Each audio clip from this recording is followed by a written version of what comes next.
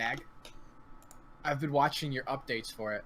Look at this shininess. Where's it gonna go? On that wall. I like it. It's really cool. I wish I had arts and crafts. Oh, apparently we're live. I just built Legos when I was younger. That was Dude, it's I've really cool. contemplated buying myself a Lego lately. Apparently we're what, Casey? We're live, although I'm just seeing a black screen. Yes, that was because I went live, and then I realized I did not have a screen, and now I'm trying to see if the new me going live again is... There we go, holla fucking Luca. It's a thing. Oh shit, and now it's... I'm probably gonna have to do all this stuff sometime this week to make sure that I can be streaming for... Okay, so actually, I apologize. Yeah, I apologize, Twitch audience. I'm very sorry. Twitchception. Wait, what happened? What happened?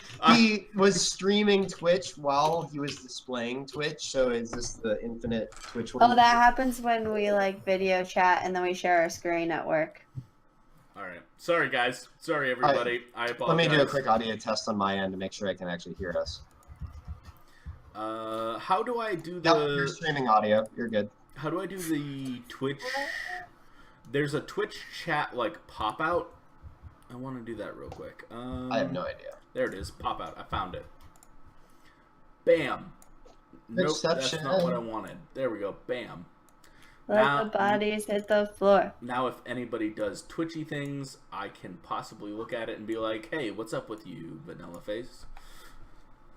Only last thing to remember is that recording and streaming are different buttons. Yes. Of course, you probably know that already. I have both going. So you need to stop. How dare you? What? All right, Let's so recording until we're actually ready. We're going to pretend like we just started recording. We'll do it live. Okay. Good evening, and welcome to the Music of the Night. My name is Karnis, and I am your slightly inebriated storyteller. Inebriated. Yep, because Karnis forgot that this was stronger than he thought it was. Good evening. Please come and join us for our kooky, crazy, nonsense version of World of Darkness. With me tonight, I have 3 players, starting with... kcstranger playing Petra Schweinsteiger. Ice9 playing Maia Barkley. And tastymusic playing Scott Elwell. And we are doing all sorts of experimentation tonight. This is my first night streaming. Please be kind. Oh, that's what you mean. That is what I meant. You're streaming. So... That's not what I wanted, balls. Oh, that's what you mean. Okay, so we're going to go into version 3 of our intro, sort of getting to know you. We've talked about what our characters look like. We've talked about sort of where they started. So I want to talk about sort of where each individual character sort of sits and feels about the way of things. So these are going to be questions that might be a little bit off the cuff and a little bit deeper than the past couple have been. But Petra. Petra's had some pretty intense stuff happen recently. Sort of culminating in the fact that she's had to actually kill somebody now. Why don't you talk about how she feels about that? Okay, I would say that at the time, it was probably partially just an act of, like, calculation. Something really bad could happen if I don't do this, but also probably an act of anger in the sense of, like, you know, all kinds of really bad things happened because of this person and maybe lashed out a bit. You know, thinking about it afterwards, I would say that you know, on the one hand, you never quite know the full details of the situation. She never quite knew exactly what was going on with this girl, so she probably has some, for lack of a better word, weird feelings about it.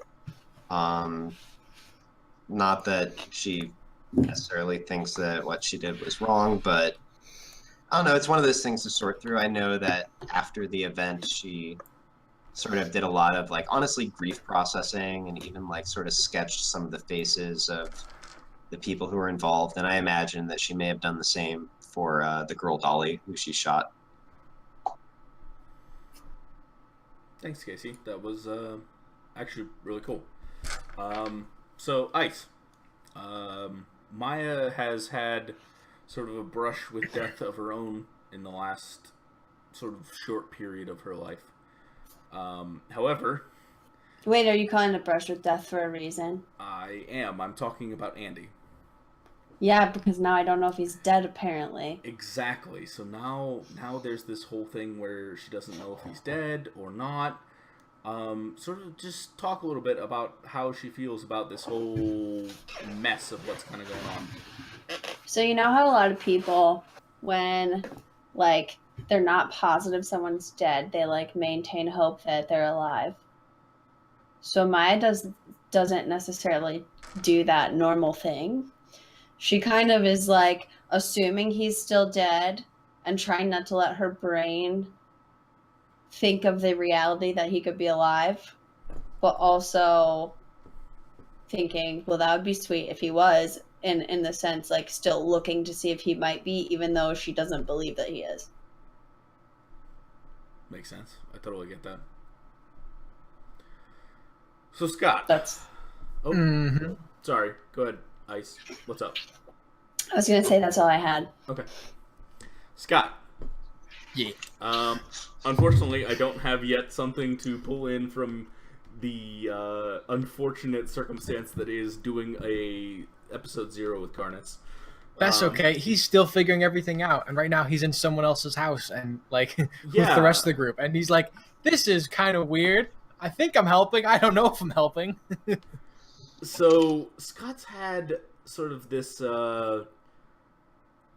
this casual sort of hand-in-hand feeling with the supernatural for a while. That said, what I mean, we're talking about personal sort of close experiences that everybody has. What does Scott feel about sort of how this supernatural thing is sort of encroaching on his family? How does he feel about that? He feels kind of odd. He didn't really have a lot of contact with his mom growing up. He was raised by just his dad, and his younger brother ran away as well.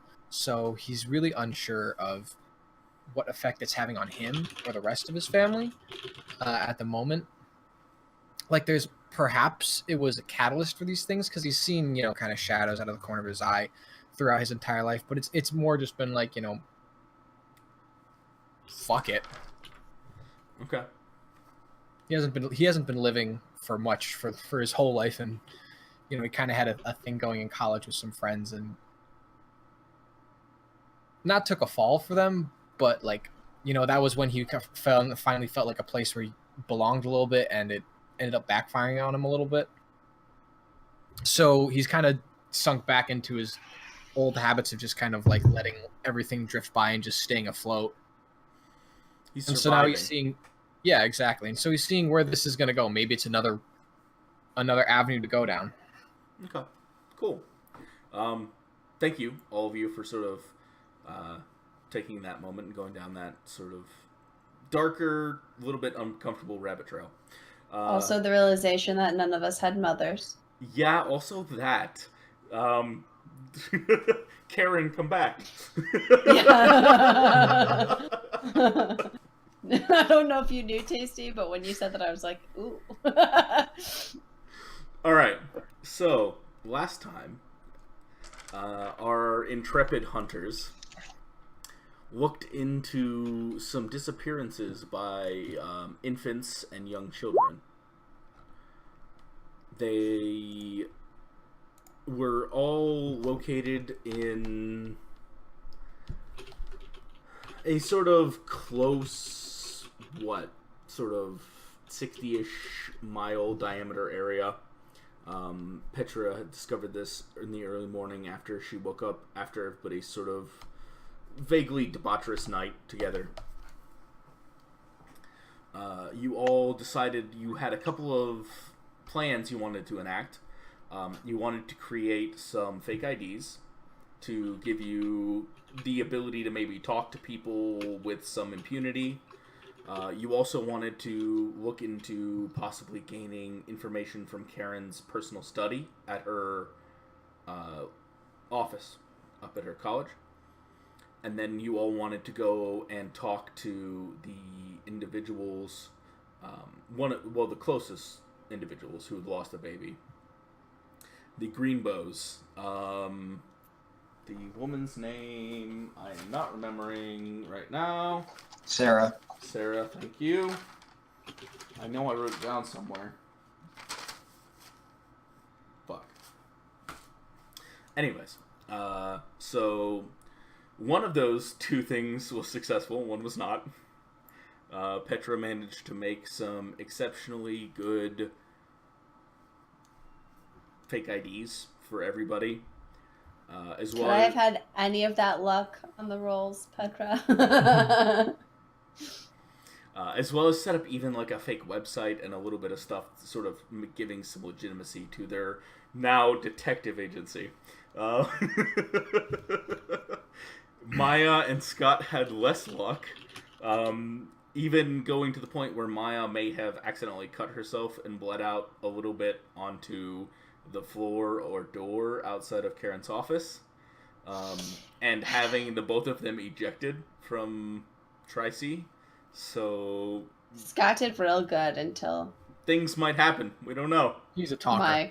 Maya couldn't. Then you guys went to the Greenbows, talked to Sarah for a short period of time, learned that the young boy...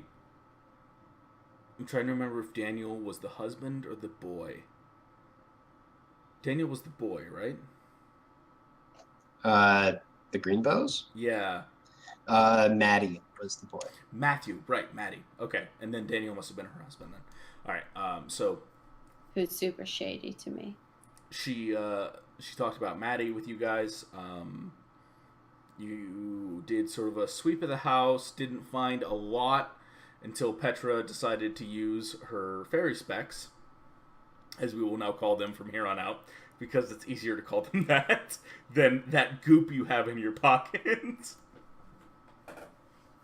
And she discovered a intricate, tiny, multicolored scrawling all around the baby's room that said something fairly creepy.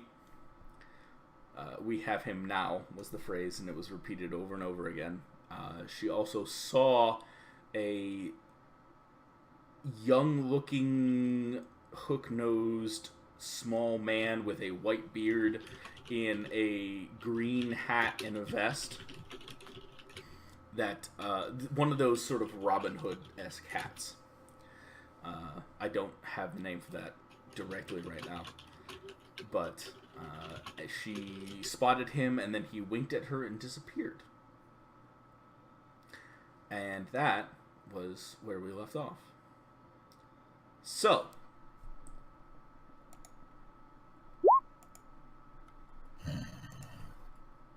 all of you are going to eventually do something. But first, Petra. She's gonna have us roll. I need you to roll me sanity. So what this is... Here we go. This is a modified morality roll. You guys are sad. Like, wait till Scott does it. This is gonna be great. Because our hunters face some really awful things on a regular basis that sort of bash against the mental fortitude of any given human, I've decided that on occasions when they face something truly weird with a Y, or sort of mentally hard, they'll make a sanity roll of varying degrees of difficulty. So this is going to be this is going to be a -1. So this is sort of the lowest level of difficulty. It is going to be a resistance composure roll. There is no such thing as resistance. Resolve? Resolve. Sorry, resolve composure roll. Are we all doing it? No, just Petra at this moment. And that's -1, so you have what, 4 days? 5. Oh, yeah, because you have 6 normally. Wow, that was closer than I anticipated. I mean, Wow. anything can happen, right? Okay. Also, where can I track this? I may just have to make a note. This will be a note, and what this will do is this will add derangements for a partial period of time, essentially. So Okay. depending on the difficulty of the roll, the derangement will last for a longer period of time. Oh, okay, so it's not like my sanity is like at a level that I have to track over a long period of time. No. Okay, got it. All right. So, all of you are in this slightly suburban house in a one of the smaller regions outside Cleveland. Petra, you have seen these crazy kind of horrible things, and the little man winks at you and disappears. I'm going to sort of give you precedence to do what you would then do. I would probably just sort of... I mean, I imagine I'm already, like, not talking, but I'm just going to sort of stoically go through the motions of the rest of my search. And then, like, I hear them talking or whatnot, I'll probably just, like, when I walk out and greet the others, it'll probably just be, like, a little head nod of, like, I found what we're here for, let's go. Okay, then before you leave the room, make me one more. This will be a wits composure roll.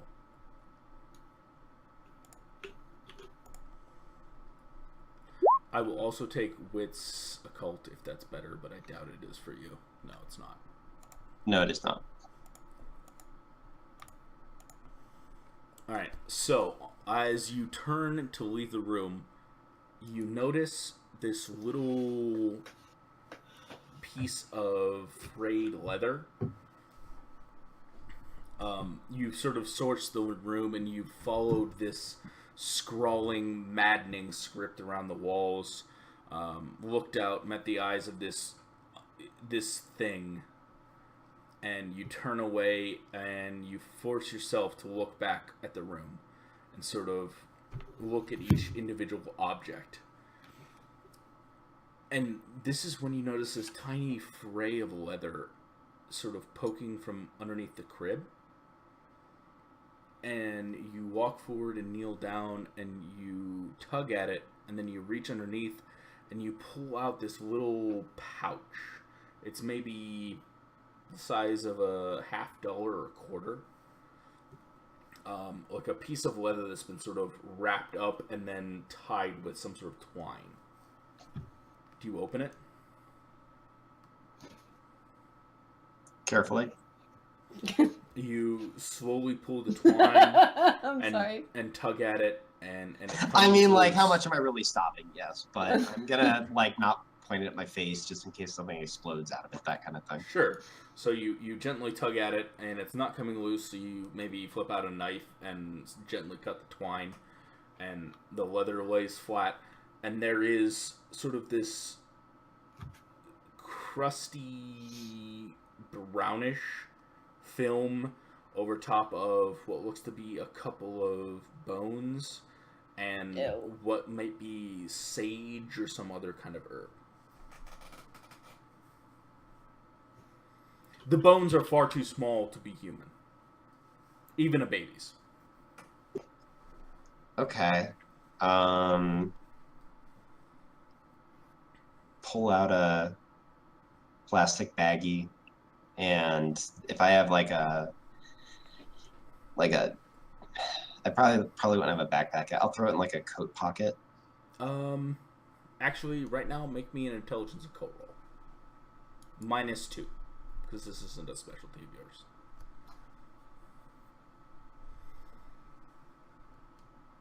Damn, son. Cool. Nice. In your studies, particularly relating to Melina, you remember, whether you remember Vi or Karen talking about it, or you happen to look into it yourself, you came across the idea of material components that needed to be placed on or nearby a target to make a spell work. Quick hand might be a hex bag, might be a fetish, might be a totem. Every different casting natured sort of people use different words. In the stuff that I read about this, do I think there would be any advantage to keeping this? Like, do I think it could possibly be used to trace back to the person who used it, to turn anything against them, or is it just like it's served its purpose? It could, like, is there any danger in holding on to it as well that I'd be better served to just destroy it? Make me an intelligence occult -4. This is pure caster knowledge that you would not have. Okay. You caught bits and pieces of a conversation that Vi was having at one point or another, talking about how this was back when you were dealing with Melina, and when you all thought that maybe Dollary was a witch herself. Talking about how if you guys could get your hands on something she used to cast the spell, that she could track her with that. So yes, this could be used as a lever of some kind, possibly against the caster. Okay. Then I will bag it. I will say, just against forgetting later, that my intention is to like talk about this with either Vi or Luca before I bring it in the house, leave it lying around, doing anything like that. Okay. I will say you probably have one of those consecrated bags that you saw Brother Boris using. I'm presuming at one point or another you came across something like that. Oh, okay. That you could keep it in. It would probably be safe. I always like snatching up useful shit, so. All right. Very. So you head back out to the others. Maia, Scott, you were talking to Sarah about where Daniel worked and what he did. Found out that he was a lawyer, I believe is what I said. A prosecutor, as a matter of fact. Works in a different office than me. Yes, but he is a what's the word? Not public prosecutor. He works for the city as a prosecutor. There's a word for it, and I just can't think of what it is right now. And however, Petra comes out. She looks a little pale, maybe a little bit shaken, but she seems okay. And at this point, you all hear sort of the familiar sound to anybody in today's day and age. Is it really? Okay.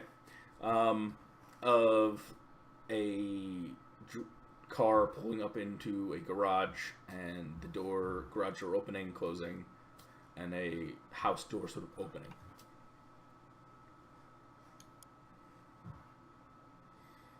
Sarah goes, "Oh, Daniel must be home," and heads downstairs. Does she leave us up there alone? I mean, I presume She I does. follow. She does if you guys don't follow, yeah. I mean, like, I'll go down to, like, the living room or whatever and maybe sit on a couch or something. Okay. Scott? Maia? Scott was downstairs. He had just kind of been looking out from, like, their living room, kind of trying to get a sense of like the area surrounding it. Right. I suppose I don't stay up there by myself. Okay. So Scott, then you're probably the first person to see Daniel. He walks in. He's a maybe slightly above average height man. 6 foot, 6'1". Not like distinguishedly above average by any means. Dressed in a nice gray suit with a blue shirt and a silver tie. Dressed nicely, but not like Extravagantly, yeah.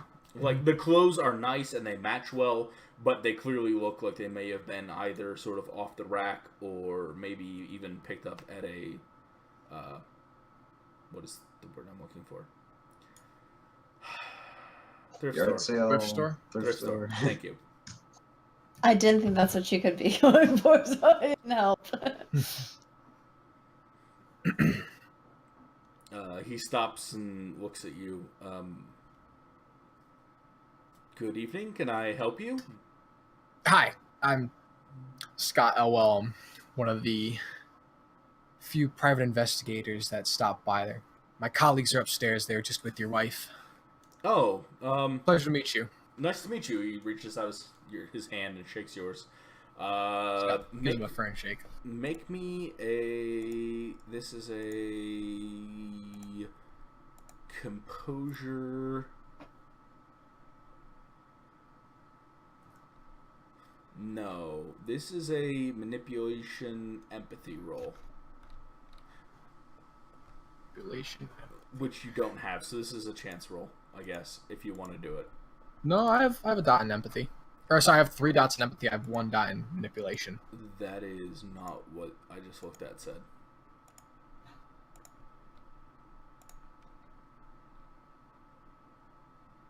I'm confused. Never mind. Was I looking at the wrong person's character sheet? Ah, okay, yeah. So this is manipulation empathy then. I'm a crazy person. I don't know what's going on. Nice. All right. You shake his hand, and there's something off about him. Hold on, I have to make a roll of my own. I knew he was shady. Bitch. Okay. There's something really off about this guy. His hand is sort of stiff. And when he, after he shakes your hand and goes off to sort of fiddle around the kitchen a little bit, there's something weird about his movements. They seem too deliberate. And there's this part of the back of your brain that starts screaming that you can't really figure out why. But you know for the life of you that you've seen predators before. And I mean, like, maybe it was at the zoo, you're not sure. But you've seen things that hunt people before. And they move like this. They have this fake sort of walk because... Scott's been to a few frat parties where there's some unsavory individuals looking for people. Because if they moved the way that people moved... we'd know them immediately for what they were. Okay. So it's that like weird. It's too deliberate. It's too deliberate. It's like he's thinking about everything he does before he does it.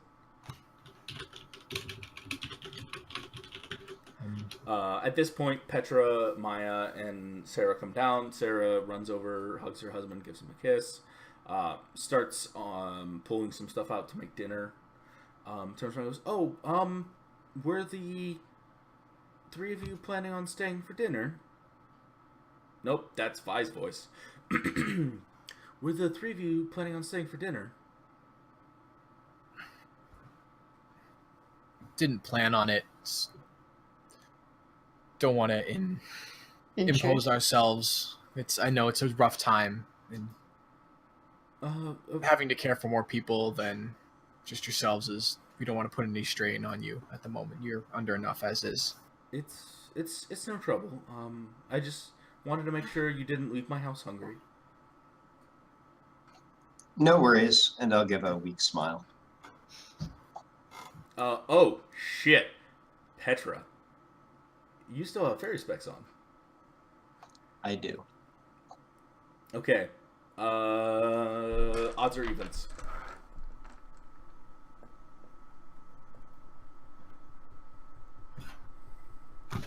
Odds or evens, Casey? You gotta do it. Can't hear you. Odds, sorry. Oh no, okay. We lost you. Okay. Odds. So I did speak. I did not put my press. foot down. That's the thing. Where would Petra's eyes go first? Between these two individuals. Well, I mean, I'm answering Sarah's question, so I'm probably going to first look at her, but I imagine my eyes are always flitting around the room. Okay. So I'll definitely look at the person next to her as well. You've been walking down through the halls, and you actually, once you left the room and looked at around the hallway, you stopped looking at the halls, and you've been staring at Maia's back the entire way down, because guess what? That scrawl that is all around the bedroom, it doesn't stop there. It goes down the hallway and down the stairs and into the living room. So you've been staring at Maia's back the entire way down, because that's how you're sort of keeping sanity. And it'll sort of keeping yourself focused and not like, wanting to rip this place apart.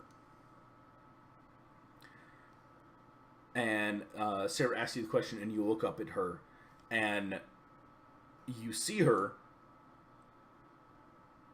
in bare black and white. Everything, all the hope and the imagery that she's thrown up has been stripped away. And it is a skeleton of a person that used to be. That is constantly weeping blood and life essence as she slowly loses everything that she once was.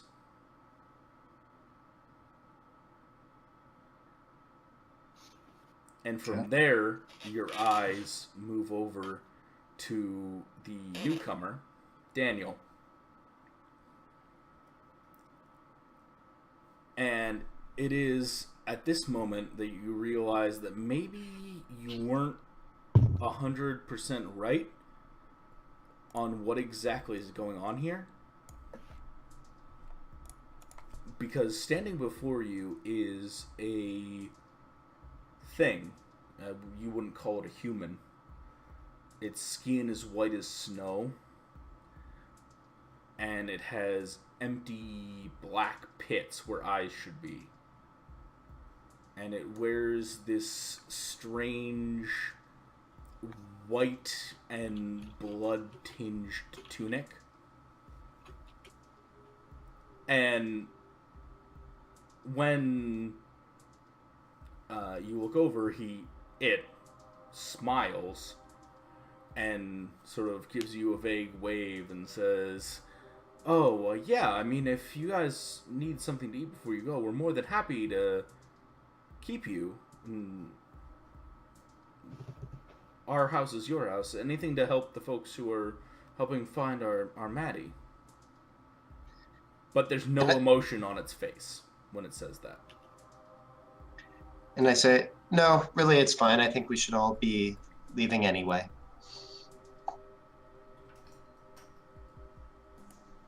And I sort of turn to walk towards the door, and I say, thank you for letting us in to take a look around. The Sarah skeleton gives you a too wide grin. The rest of you see a small smile. And says, of course, let us know if anything happens, please. Did we have the forethought to make business cards? I thought we were talking about that. We yes, did. Petra made business cards. I pull one out and hand it specifically to her. Yeah, at this point, you guys basically have anything you might need, and then you tell me one thing more you have because of Petra's rolls. Okay. All right. Daniel takes the card from you, Scott. And I was handing it to his wife, like specifically. Oh, you were handing it to Sarah. Okay, she just out and takes it then. Yeah. And they just because I don't like how I don't know, something's off by him. Maybe he beats right. his wife. Yeah. No, you know something, but okay. I already told you I didn't like him before I even met him. So, yeah, she takes the card and they thank you. And if you guys want to leave, you leave. Head back to Yep. the car. You reach the door, open it, walk out, start up the car, pull away, Well, and before drive we off. leave, before we leave, I'm like, I turn to the other two and I say, did either of you feel something weird about the husband? He just seemed, I don't know. Oh wait, I'm sorry. One thing before we leave, Yeah. I want to take one last look at the tree as we're going, just from the other side. Do I notice anything that I didn't notice from my view from the window?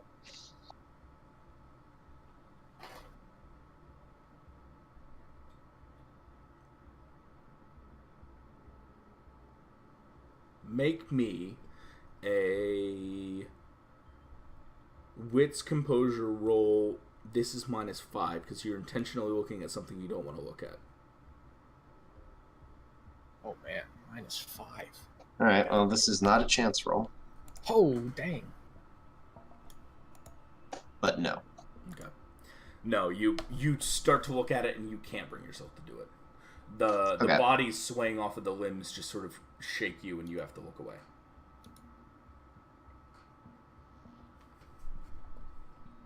You all drive away. Okay. Well, I mean, Scott was saying we're in something. the car, yeah. Oh, and sorry, you're in before the we car. drive away. Yeah. Did either of you feel something off about the husband? He just seemed, I don't know. He didn't show any of the signs that you think of someone in grief. Too purposeful. I don't know if that's a good way of describing it. Scott, can we stop by a Walgreens or something before we go back? Petra, do you look at Maia and Scott?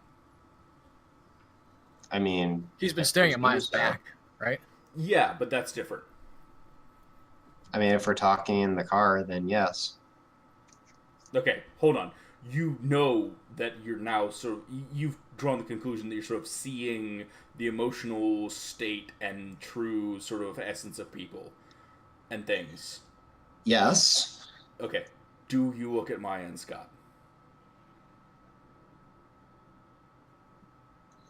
I mean, Yes. yes. Okay, I'm talking to him. If he's then not, I will start with Scott. Scott, or it's Tasty. What does Scott look like?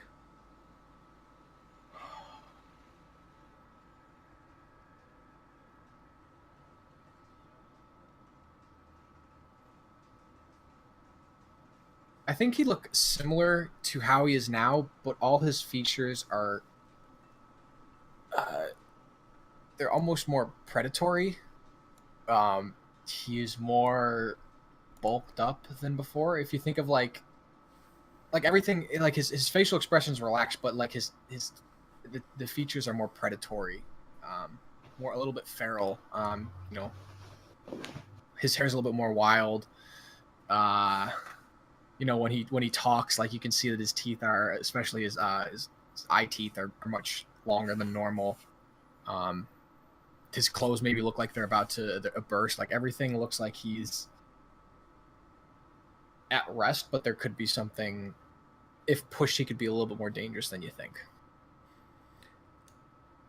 And beyond that, you see this shadow of a large creature off in the distance, maybe a couple of blocks away, Petra, just sort of watching Scott.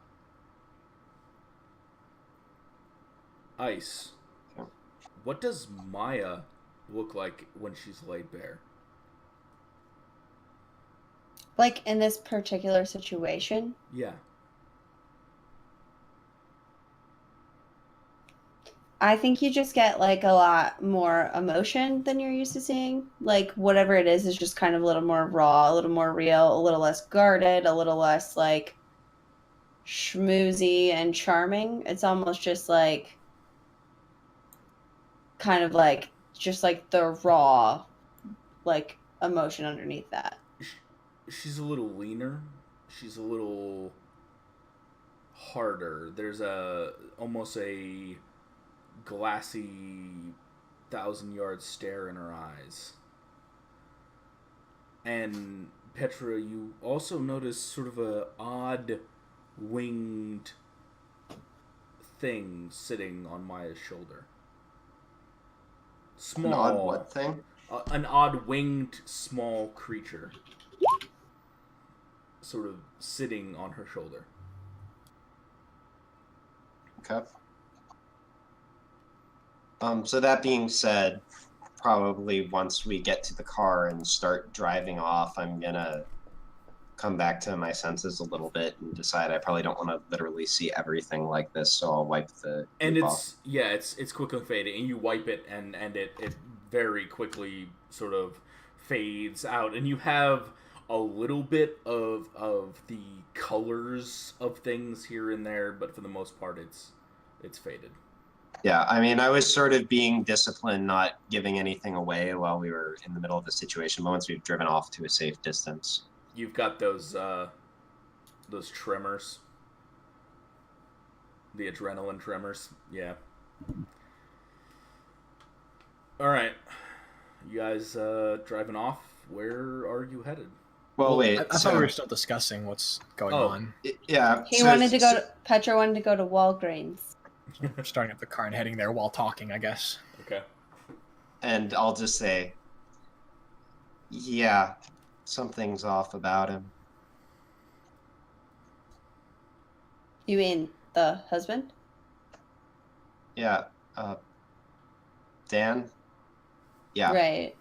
I felt like I didn't, even before we met him, like when she was talking about him and stuff, I felt like there was something a little weird about the situation.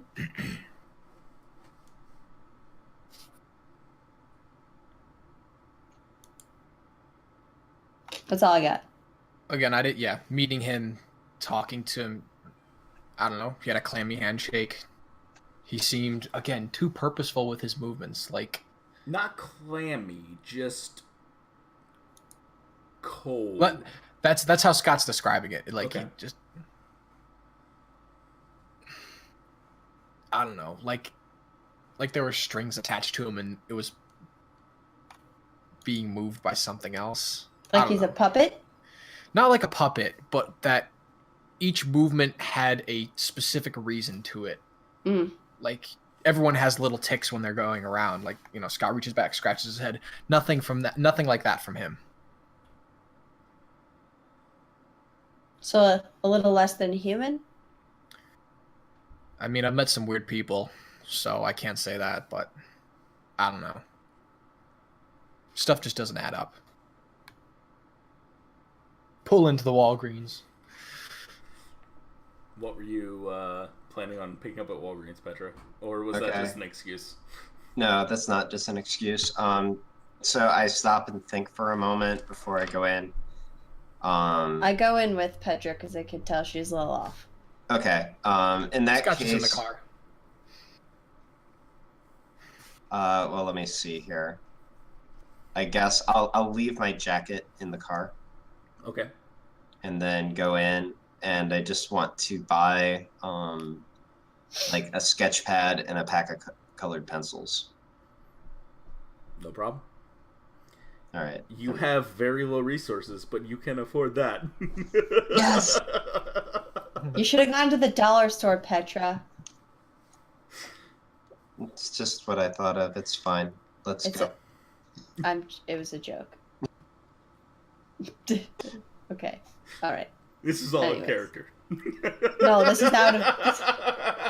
I'm breaking character. I took it to be in character because you said it rather than writing it in the comments. Oh, man. That's really fair. Nope. Canon. All right. That being said, I'm just gonna go back to the car. I'm gonna think for a moment. I'm gonna pull the little plastic bag out of my jacket pocket with the stuff in it. Mm-hmm. I'm gonna hand it to Maia and say, "Can you? I found this in there. Can you take a picture of it maybe and send it to Vi and Luca? I'm on it. I think it might be some sort of components or something." You do that thing. And then I'm just going to start sketching. I want to start with Dan and Sarah. Okay. Then I want to draw the room, the tree, and the thing that I saw in the tree. Given that we're driving, it's going to be really rough, so I'm just going to focus on major features. Like, it's just going to be quick sketches all around. Okay. But this is just like a little bit of processing, plus it'll be easier to talk about the things that I saw. And I If just I'm want to do seeing it while it's fresh in my mind. If I see that he's doing this, can I like make sure that I don't, have any sudden stops or hit any potholes as we're driving? Yeah, you can. I will take dexterity and expression, or no, this has got to be dexterity expression. Is there any way I can aid him with my driving? Make sure it's as you close are to smooth as you possible? are negating minuses by draw by.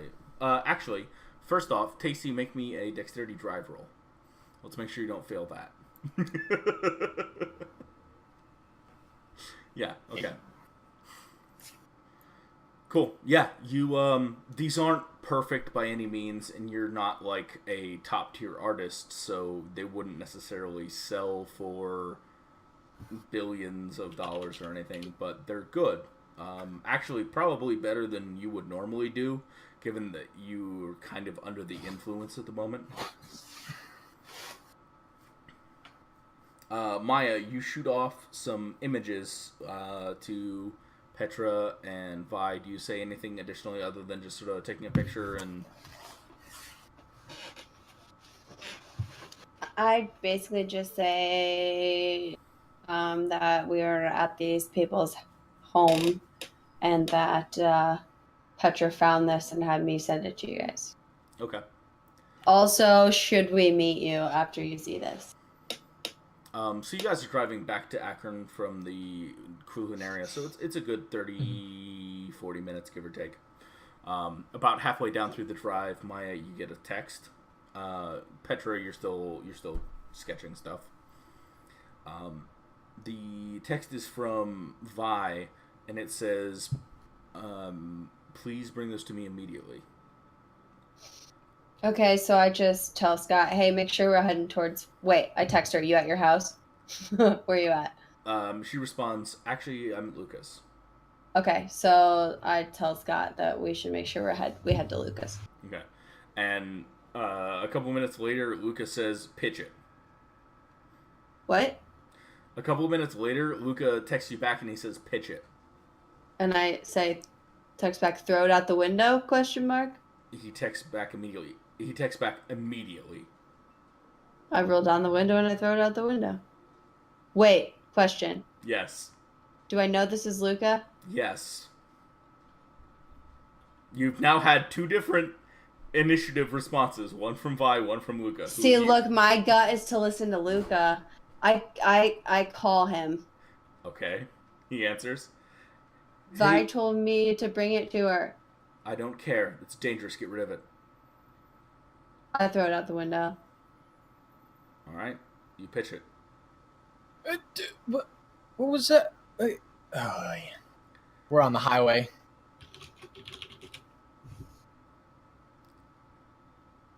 He's like, Chica, it's fucking dangerous shit. We can't be messing with that. I know Vi thinks that we can track somebody with it, and you hear Vi sort of screaming in the background, "What the fuck did you tell her to do?" And then there's sort of a click. I listened to Luca, I'm sorry.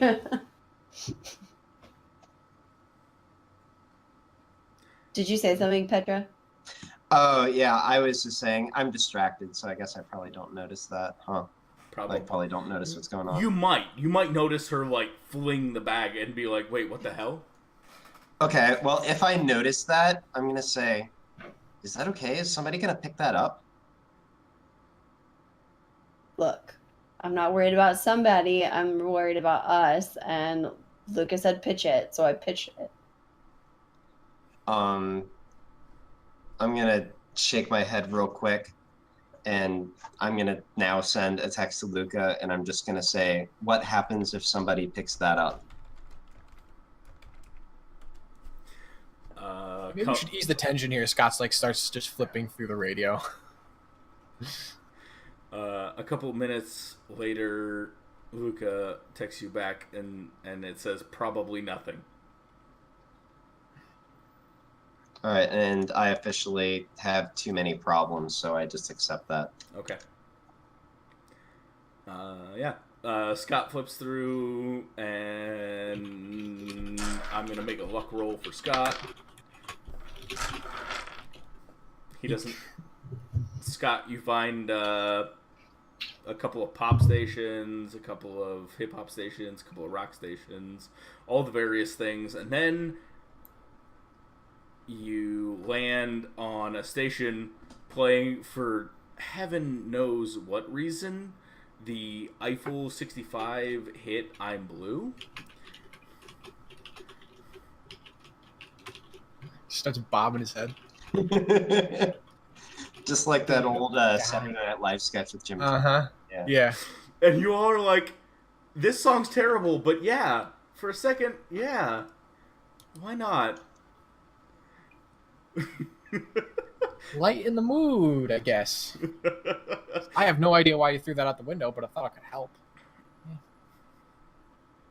So Karnis's face is the only thing that makes me upset.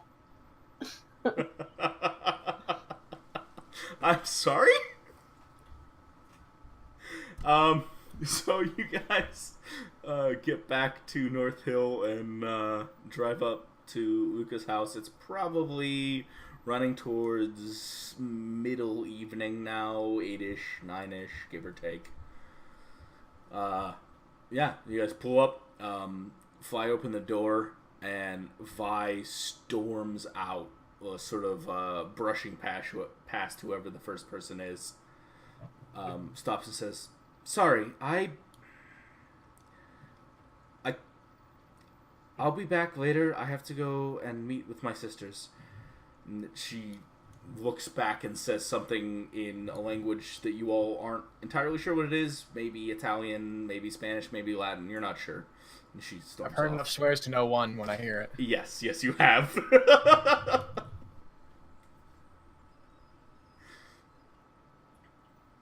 You will go in. Luca is sort of sitting on the couch with a beer, looking exhausted, and there is a sort of reddish mark on one of his cheeks.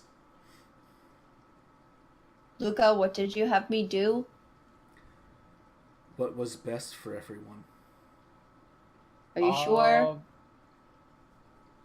What was best for us? Yes, I'm sure. Like us in this room, us? Yes. Okay. Could you just explain to me what she threw out?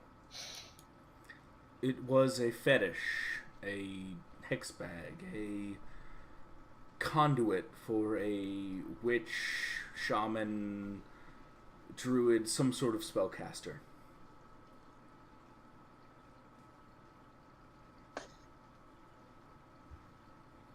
And why was it bad that we had it? One at a time. Petra? No, I was stopping so that he could ask this question. Why was it bad?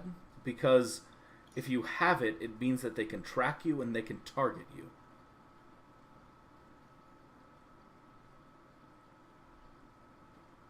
Okay. So why was it in... Or even unintentionally send something... A fetish is like... It's like a tube. You know those tubes that you use when you go to the bank, where you stick the canister in and shoot it up? it's kind of like that. You plan where the end target is, but if it moves, you don't know that. So there could have been just a whole shit ton of bad coming down on you guys. It wasn't even intended for you. Well, we found it at the house that one of the kids was taken from. Yeah. Exactly. So they bring us to where the kids are. What's the worst that could happen there? Or it blows your fucking car up when you're on your way home. I like my car. I like the people inside it. Oh, Luca. Oh. I wasn't really talking about you, Scott. Just keeps. Anyways, Vi is a sort of what we can do with it kind of person. She had a disagreeable thought. When you say disagreeable thought, Yes, we've been arguing about it since you called me. that's what you mean. Okay. Well, to the point of what it was being used for, it's show and tell. And I pull out my sketches. You show them to who first, or just sort of to everybody? Maybe if there's a coffee table or something, I just sort of lay them out. Yeah. And sort of say, this is the happy couple. This is the kid's bedroom. This is the big tree in their yard. And this is Luca, I don't quite know what this is. Luca just sort of looks over everything and shakes his head. And, Maia and Scott, this is dark stuff. Like, you don't get the full brunt that, like, Petra did, but this is dark shit. this is like in the creepy horror movies when the kid draws shit and you're like, WTF, mate? Yeah, but deliberate, so maybe worse. Oh, because you know that it's not like made up. Like, you know it, like, yeah, okay. I kind of like hesitantly pat Petra on the back and see if she recoils. I take Luca's beer. he gives it So to she you. doesn't recoil. Luca picks up the last... You might get a little twitch, and then I realize it's you. And I just try to be comforting because I don't quite know what else to do at the moment. So like you get the initial twitch, and then I relax, like deliberately. I'm used to this. In my real life reaction. Luca picks up the last image and looks at it, the creature that was sitting in the tree. And he sort of looks at it, and then he sort of closes his eyes and takes a second and looks at it again and puts it back down. Well, it's clearly Fae. I think maybe... I can't say I've seen anything like it. It could be a goblin, it could be an elf, but neither of those really fit what you drew. It could be something much worse. It winked at me. Well, that leans towards worse.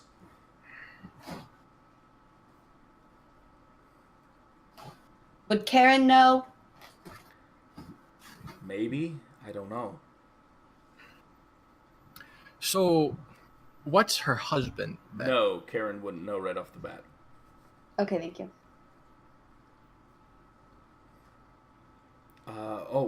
Her husband? Yes, that one I can answer pretty easily. He's a changeling. That's what I wondered.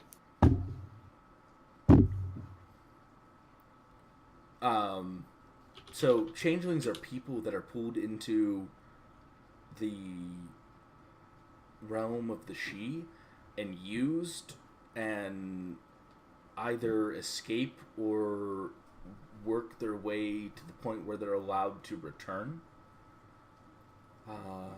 What which exactly side he falls on, I couldn't say without meeting him, but I'm going to say the bad side because his kid went missing. not necessarily. Unfortunately, changelings are kind of eternally tied to the fairy realms, whether they escaped or not. Makes them easier to find for the Fae. The wife, is she human? Well, I know the stuff that you guys made, so my guess is yes. But So it's a pretty probably good guess that the wife doesn't know that her husband's a changeling. maybe Okay. not. Yeah, I guess I'm just. She just seemed all too like kosher with the whole. My guess is no. Again, it's hard to tell without meeting somebody, right? Like, you know what I mean. Well, that's what I'm saying. Like, she just like. I don't know. Like So, Scott said, he was weird. She seemed like a lady who was sad her kid was gone, right? I trust your instincts, Maya. They're pretty good normally. so let's assume this is their kid. Changeling and a human have a kid. What's the kid? Human. Changeling DNA is still human. At least until it goes over. Is anything different about the kid, though, than normal human kid? Couldn't he be a changeling now since he got taken? Worst case scenario, not yet, unfortunately. It takes time for those kinds of changes to take place. Worst case scenario, he gets pulled over and inherits a portion of his father's power.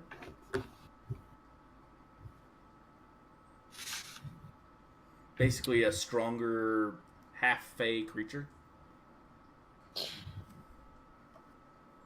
So, I'm trying to put this all in the perspective of the bigger picture. So, this all started happening at the same time we were trying to look into stuff going on with the veil and this circle and.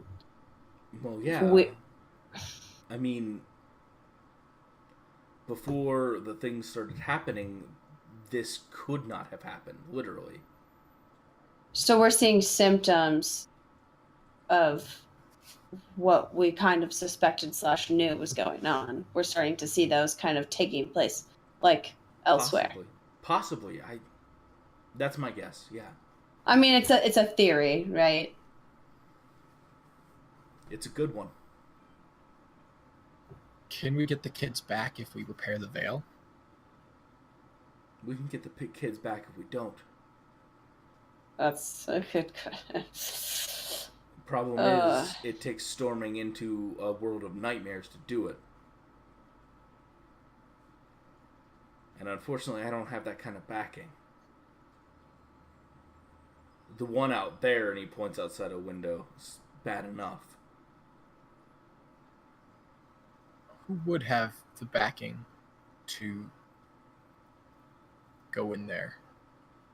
No one I know.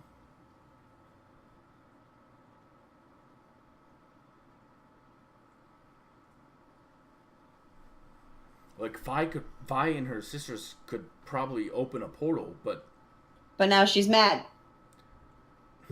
she'd still do it. You know she would. Yeah, you're right. Fuck! I don't know. There's no What about way. the winter moon? They can't all be shitheads, right? Shitheads or not, they're all still human-eating monsters. All of them? That's how they survive.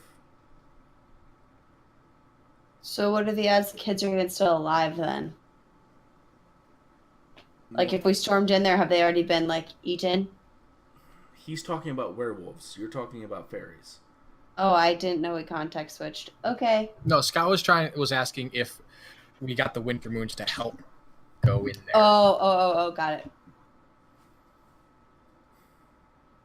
So yes, we could make a deal with the devil, have Vi open a portal, try to storm our way through, guess which court they happen to be taken by, hope we found our way close enough to all of them to grab them all up and bring them all back, and they could still all be taken the next day.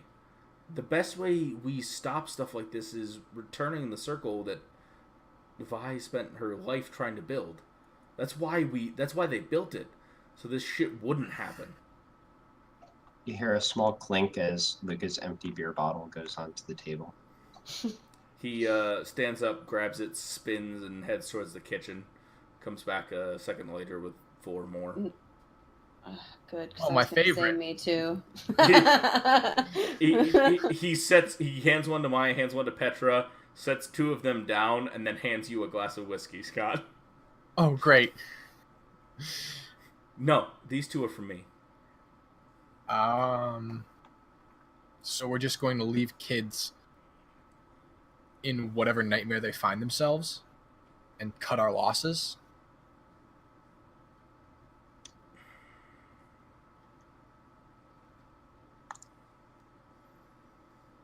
Welcome not if to we the can game, Scott. Not if we can do something about it. If we find a name, we get a name. Vi can probably drop us into the fucker's stronghold.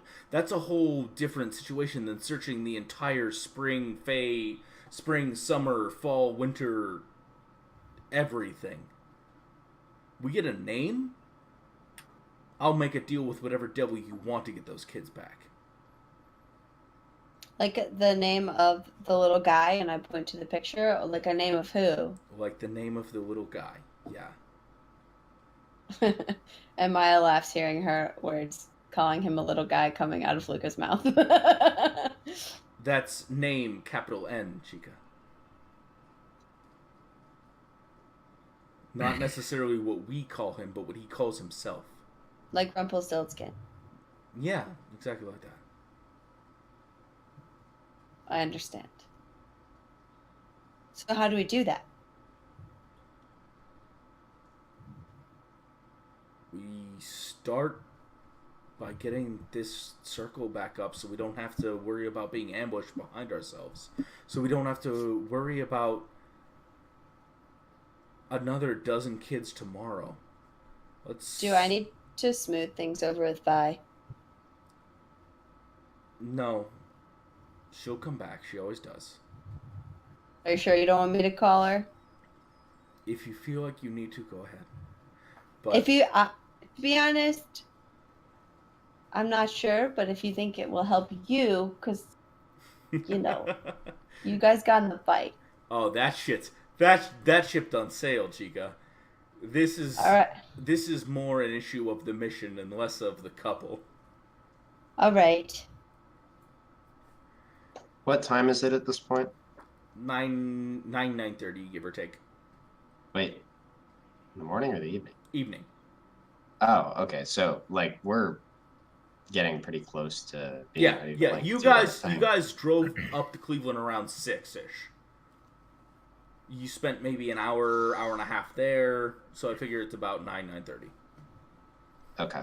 You've got a couple hours before you guys need to head out to Rogue's Hollow.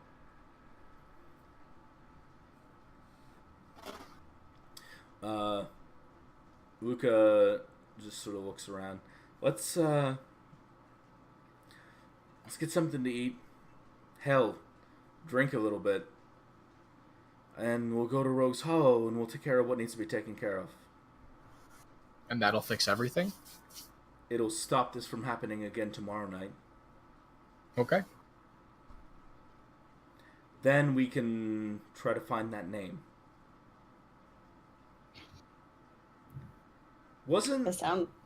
He stops. Wasn't that that girl you guys brought? Didn't you bring her for a reason? Somebody's name that you needed somebody you needed to find? I remember Karen talking about it.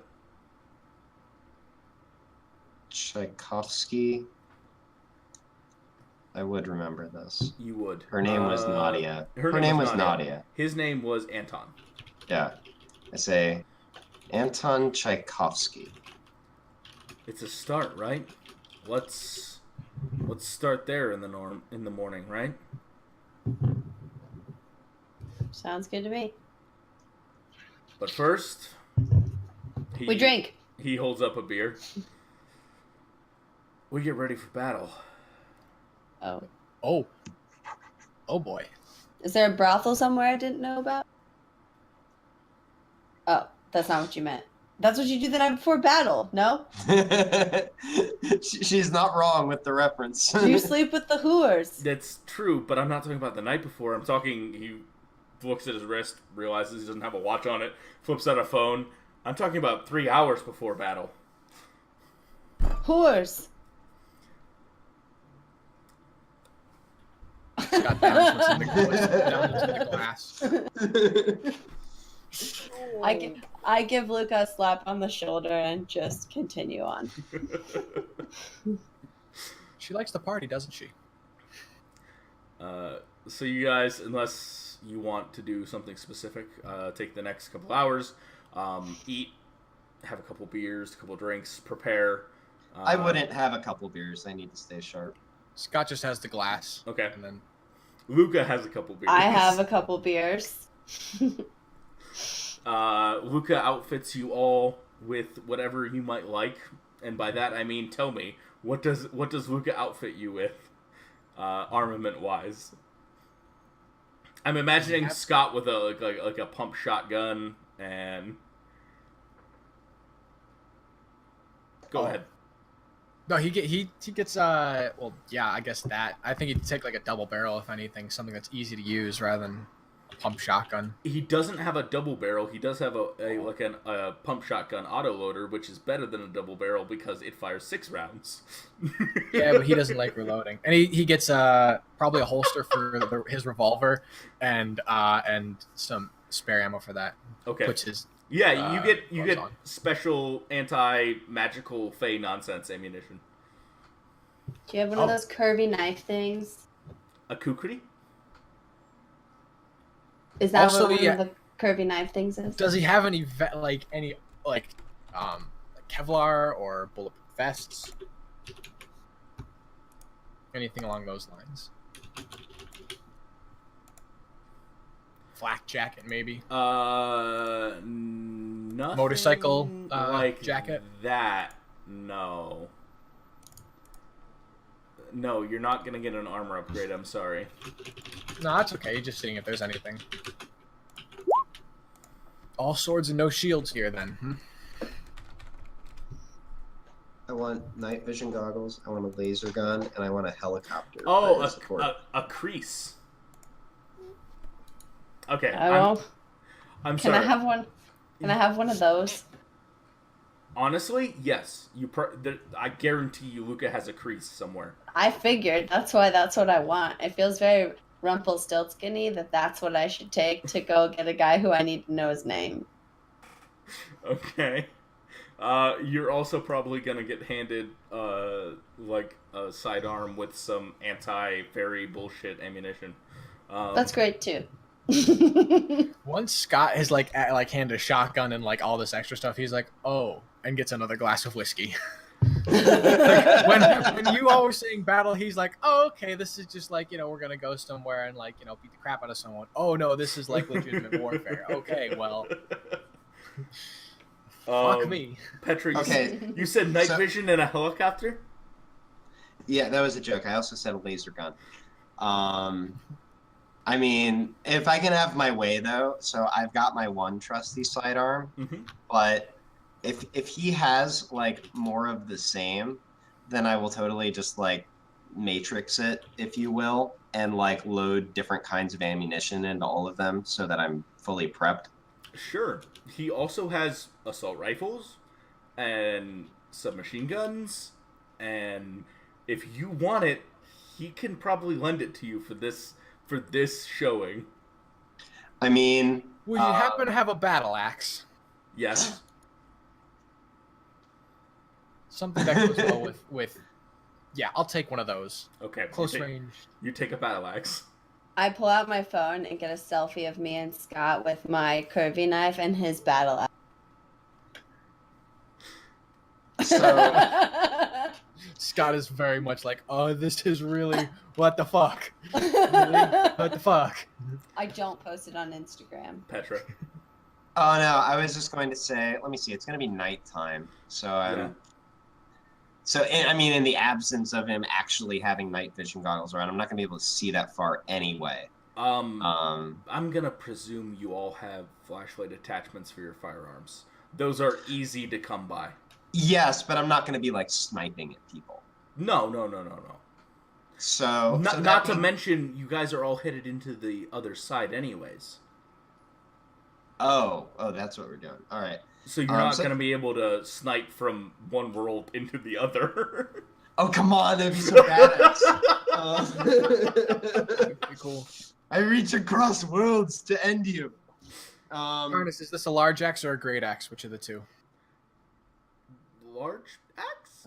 I mean, those are basically technically the same thing because unless you're going like fantasy great axe, which no human can actually wield effectively.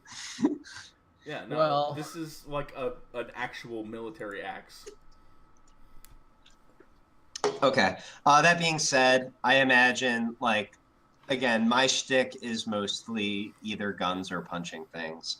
So I imagine I would take some kind of like assault rifle thing, probably sling that over my back, and then just have a couple handguns hanging from the jacket. Sure. You're all outfitted. Okay. Do I need to worry about specifying special ammo in advance? Not for this scene, no. Okay. Coming up, you will.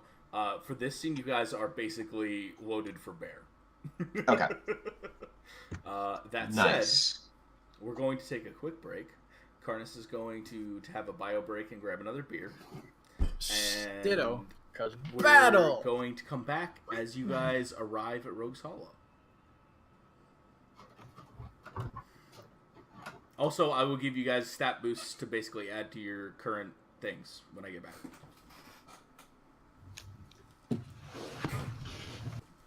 Woo! I dropped the phone.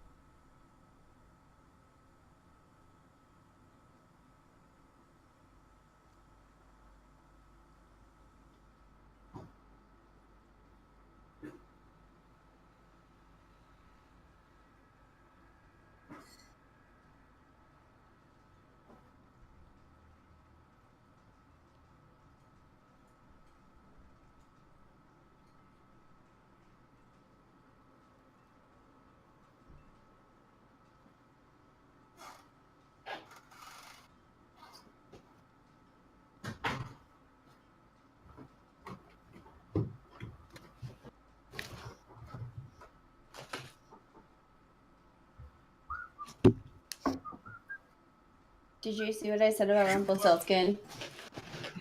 Yes, and that makes sense. By the way, I would like to propose that actually instead of this whole battle thing, let's do shawarma. Shawarma? Yeah, shawarma. Like a shawarma roll? Yeah, like that. Like the food? Yeah. I've never heard it called doing shawarma. Well, let's eat it. Okay. Yes, you have your moral support tactic. Nice. And also, Skin of the Loa, how long does that last for? Shit. Give me a a second to Google that.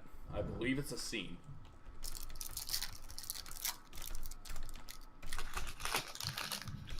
Okay. Fun thing, Casey. Actually, so Scott could use one of those great axes pretty well. Nice. He has no penalty for it. Nice. You just need That to actually strengthen makes a it, slight so it's amount not of crazy. sense. Yeah. No, that actually makes a little sense as I think about it. I mean, because The Karnis reason why I basically... asked you- Basically, Go ahead. I'm going to use it before we go in if it'll last for that long. Hold on. Things are being a pain in the ass.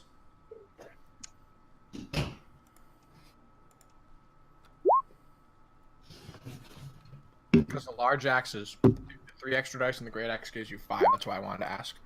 Is that Actually, wine he couldn't use a that great axe. Never mind. I have never really paid attention to the stats of things in this game, so that makes sense. Is that ice wine right now? Because that's what it looks like to me. No, it's just cran raspberry juice. What are those things called again? Endowments, that's it. Wait, what do you want me to do, Casey? Give us a pep talk before we do our thing. Why? Because we have a tactic called moral support, which gives us some kind of advantage if you do that. Can I talk about the whores? Yes. The whores. No, you can't say it like that because that's rude. You have to say the whores, so it's kind of a Whores. joke. The whores. Okay, fine.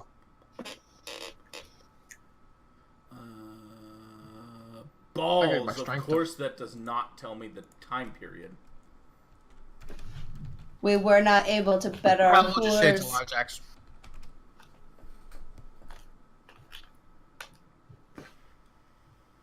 I'm ready. Hold on. I'm ready. At least for the first sentence.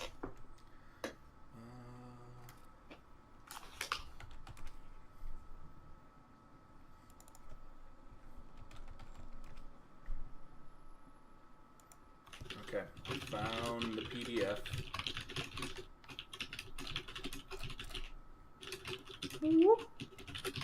Skim about 3/4 of the way down.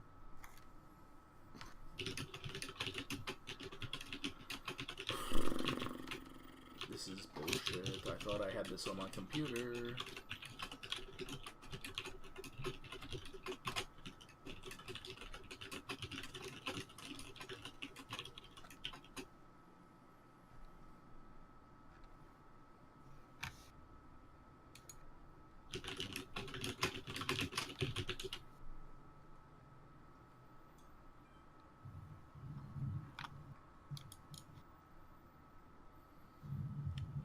For the remainder of the scene.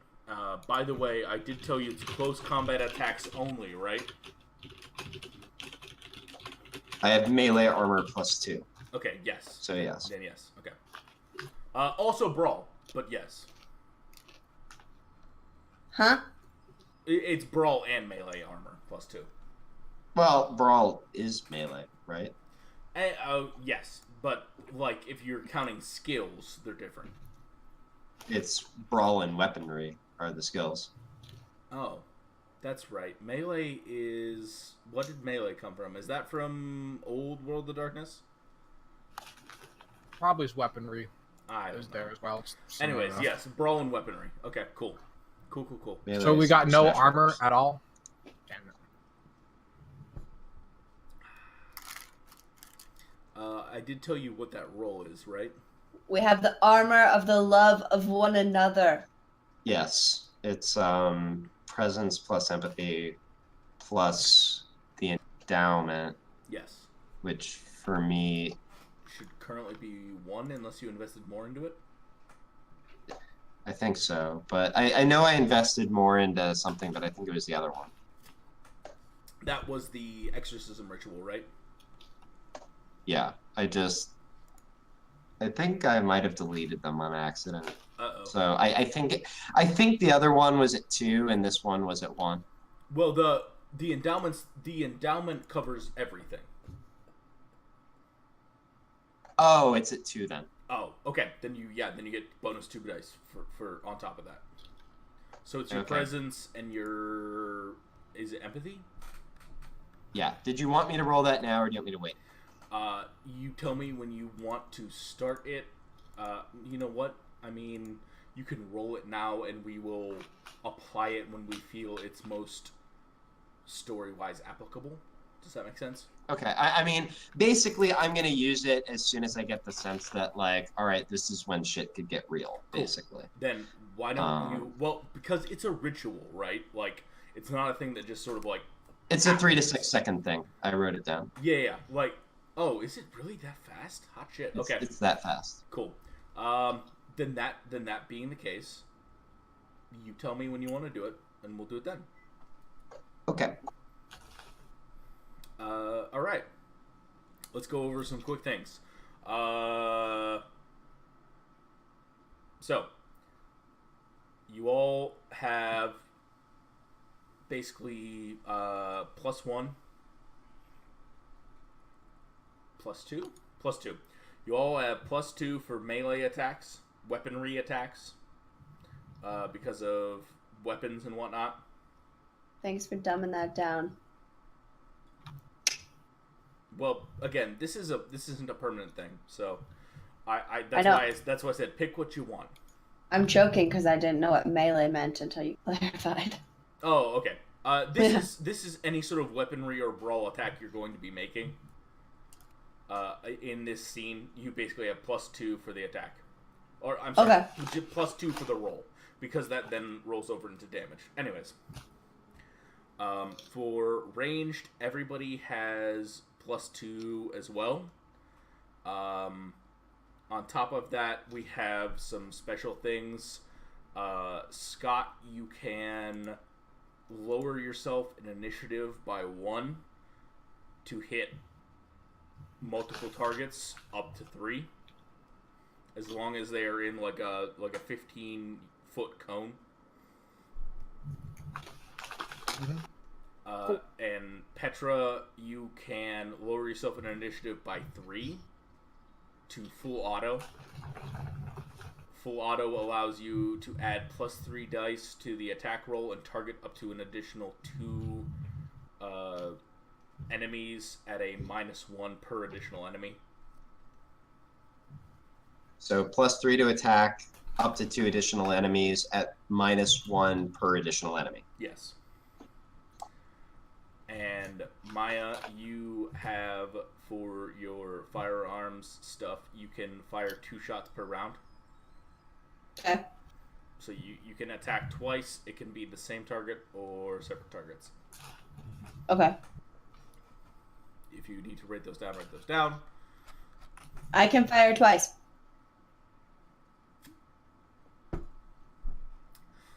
Things could get more complicated, but we're going to play real loose and easy with this because I randomly dropped a bunch of gear on people just for this scene. So, you guys pull up. You can definitely tell you're no longer in the city. It just doesn't really feel like the city anymore. You guys have pulled outside of it quite a bit. There's trees all around. You guys actually, Scott points out an area for you guys to pull off the road. That's where I was when I came here before. I was actually thinking more like that's where I was. Maybe let's find a spot that's a little better hidden. But sure. That's what the rest of us correct it to. Uh-huh. I mean, Scott wasn't trying to be hidden last time, so true. It's different. You guys pull around, hide yourselves. You pile out of the car. Everybody is, I presume, in battle gear, by which I mean, like black jeans, sundress, hot leather jacket. No pockets. It has like sunflowers on it. I hate y'all. You love us.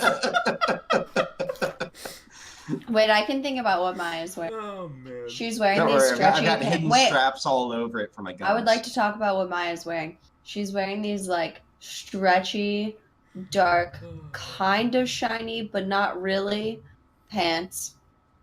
They're not like when you kind of like if they were to hit light, you'd be like, ooh. But like anyways. And then she's got like one of those like long sleeve like quarter zip athletic thingies on. You're welcome. Y'all are dressed for the occasion, Nice. and that was good, except for the shiny part, because shiny is usually bad for stealth. But No, it's really sneaky shiny. I haven't even had a single beer, and I'm putting shiny pants on Maia. all right, It's like so matte that it's Yeah, it will matte shiny it will distract your opponents, and that's all that matters. when I need it to. Exactly. So you guys, I'm not gonna make you roll. You guys make your way down below the bridge without any trouble. From the moment you step onto the bridge, and then sort of take one of the paths down, things feel weird. Petra and Maia, you both have that like hair standing up on the back of your neck. I'm doing my thing now. All right. Roll it.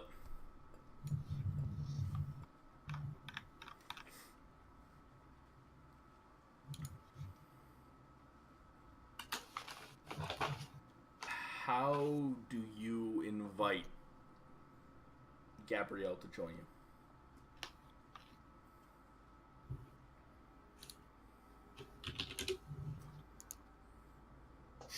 I'm just going to momentarily take my mind back to that first time at the side room at the game store. I'm going to imagine that flame that I watched and just let my mind drift back onto that. And then I'm just sort of just going to think basically, please. All right. There's this feeling of somebody stepping inside your comfort zone, like uncomfortably close inside your comfort zone. Like the only thing you can compare it to is somebody sort of stepping up right against you from behind and holding you. It's happened a couple of times in your life, not a lot. And even now, even when you're happy about it, it's still a little bit uncomfortable. And this is amplified tenfold by the environment you're in. But there's this almost immediate feeling after that very, like, tense second of a calm sort of flowing over you, and you feel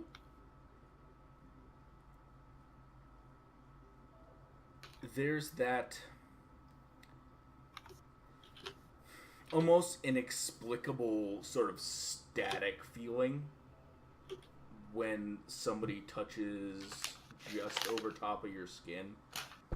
And it's like that, but slowly passing over you and then staying.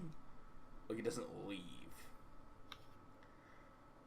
And what the two of you who are not Petra see is Petra stop and then sort of tense for a second. And then there's this quick, like faster than a second glow. And then everything around you guys is a little bit brighter.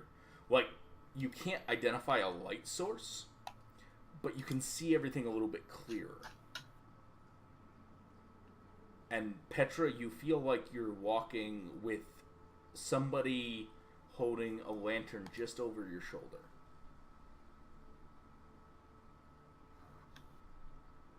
And you hear, "Go with God, child. I'm here." And you guys descend the banks carefully. And because Casey has impeccable timing without making a roll, slip under the bridge. And Luca walks up to what appears to be just another brick in the wall. Flips out a quick knife, makes a cut just at the base of his thumb, and presses it against it. And you all hear him sort of mutter something under his breath. And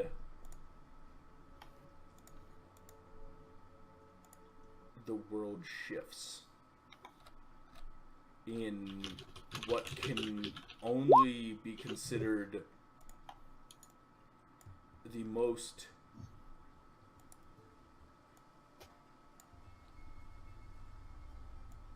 awkward of ways. It's this palpable thickening of the air and then immediately thinning, like somebody covered you in a blanket and then pulled it off.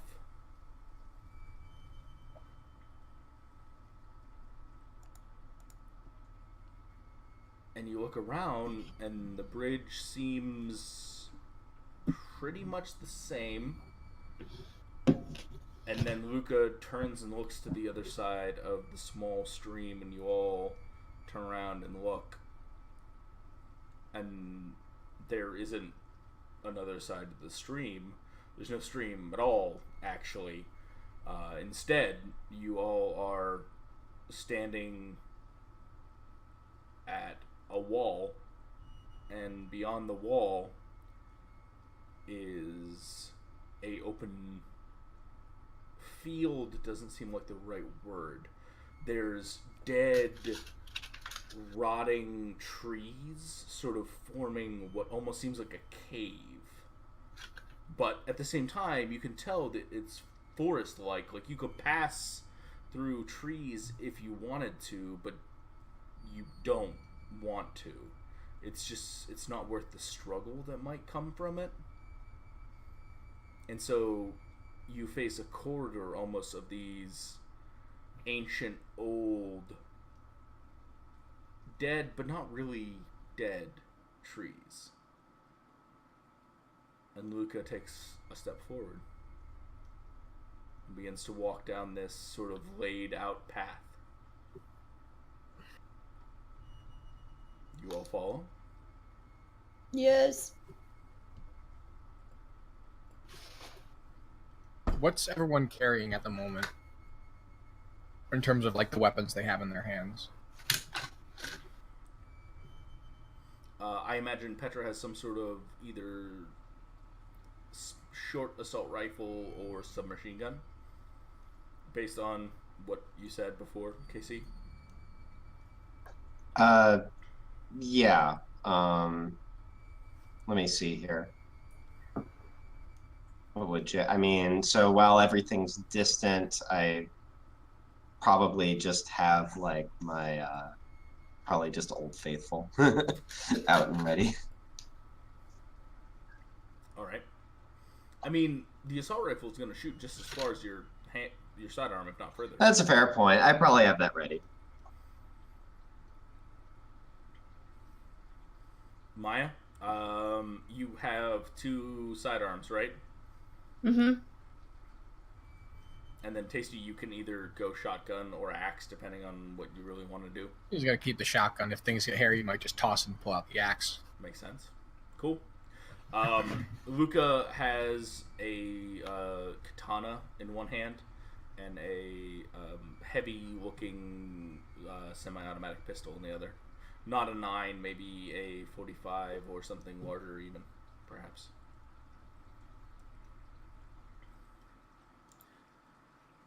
There's a weird moment where Luca takes a step into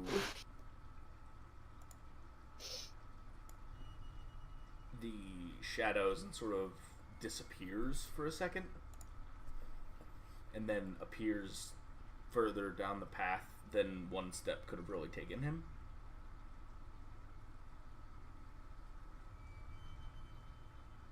Scott follows. So you guys continue on.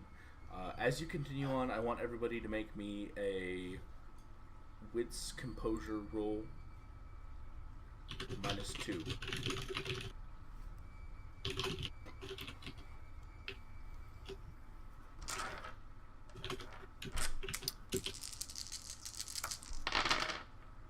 What's composure -2? Yes.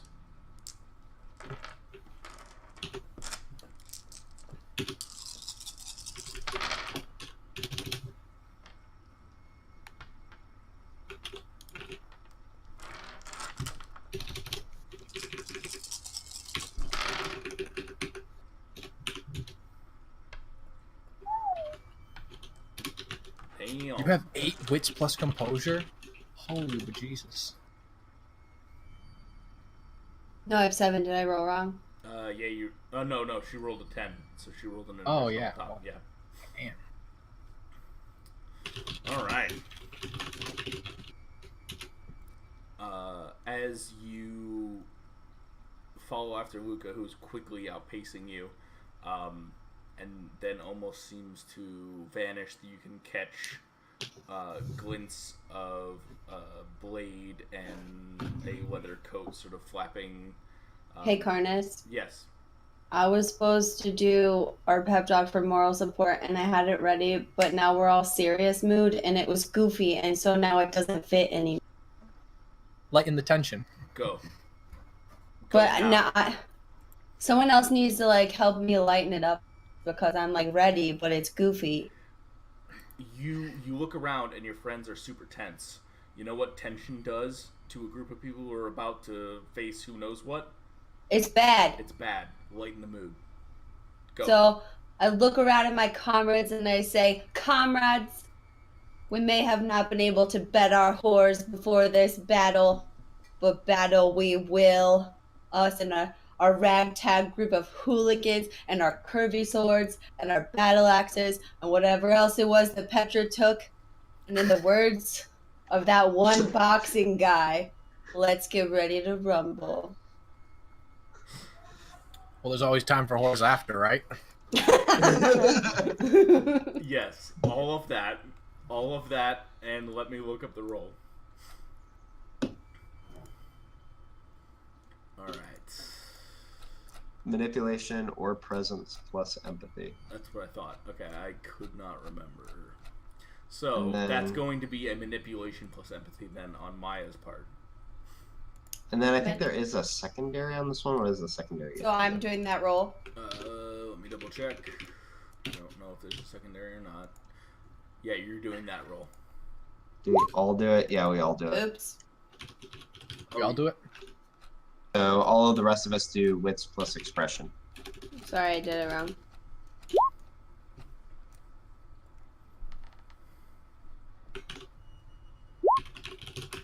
Oops.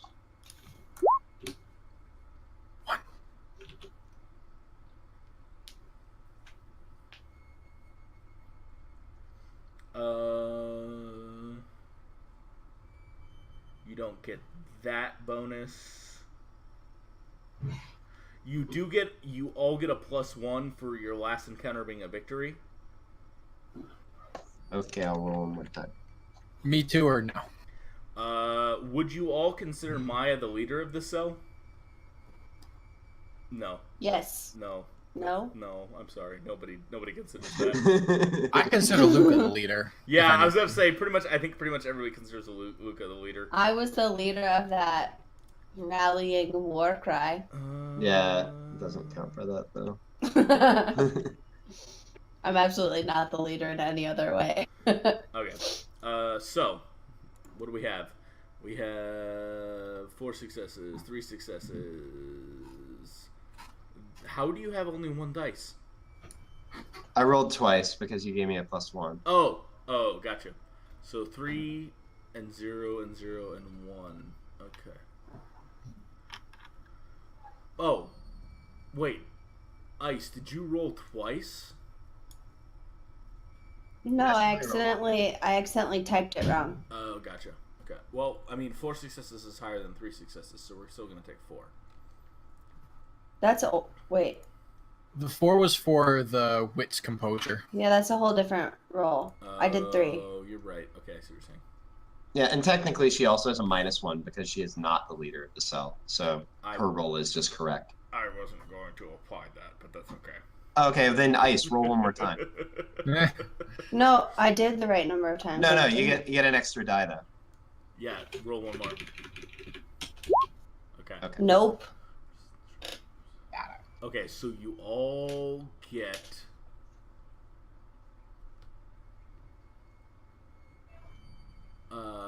you all get 3 additional dice for resistance traits.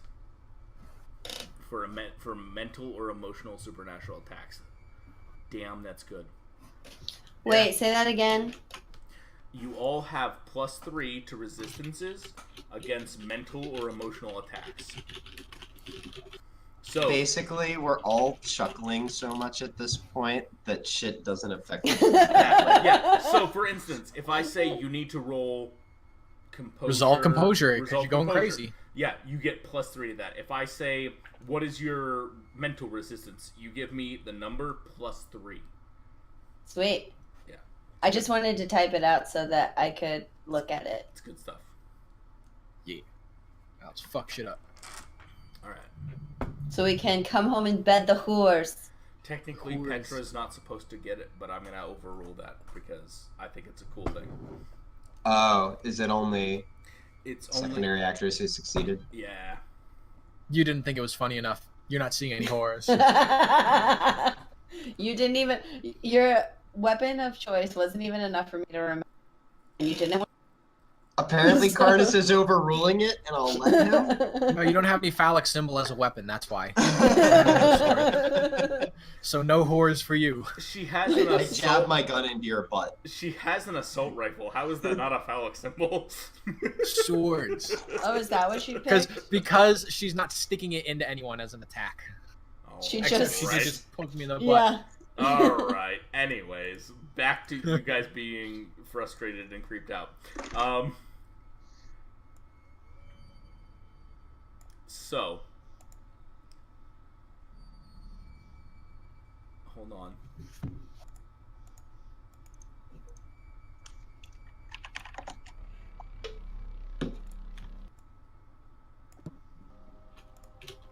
So, that's still really loud. I apologize. There we go. You are all stepping forward. Maia gives her speech. You all sort of feel lightened and ready. And then, at that point, Scott and Petra, you both notice there's something odd about these trees. They almost seem to be reaching towards you as you walk forward.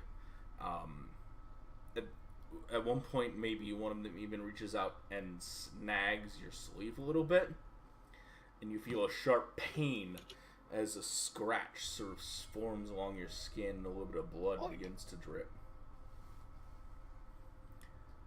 Maia, the trees don't bother you. You watch as Luca disappears ahead of you all, and you begin to see eyes, little points of glowing light all around the three of you. And you look back, and leaning against the wall, blocking the way out,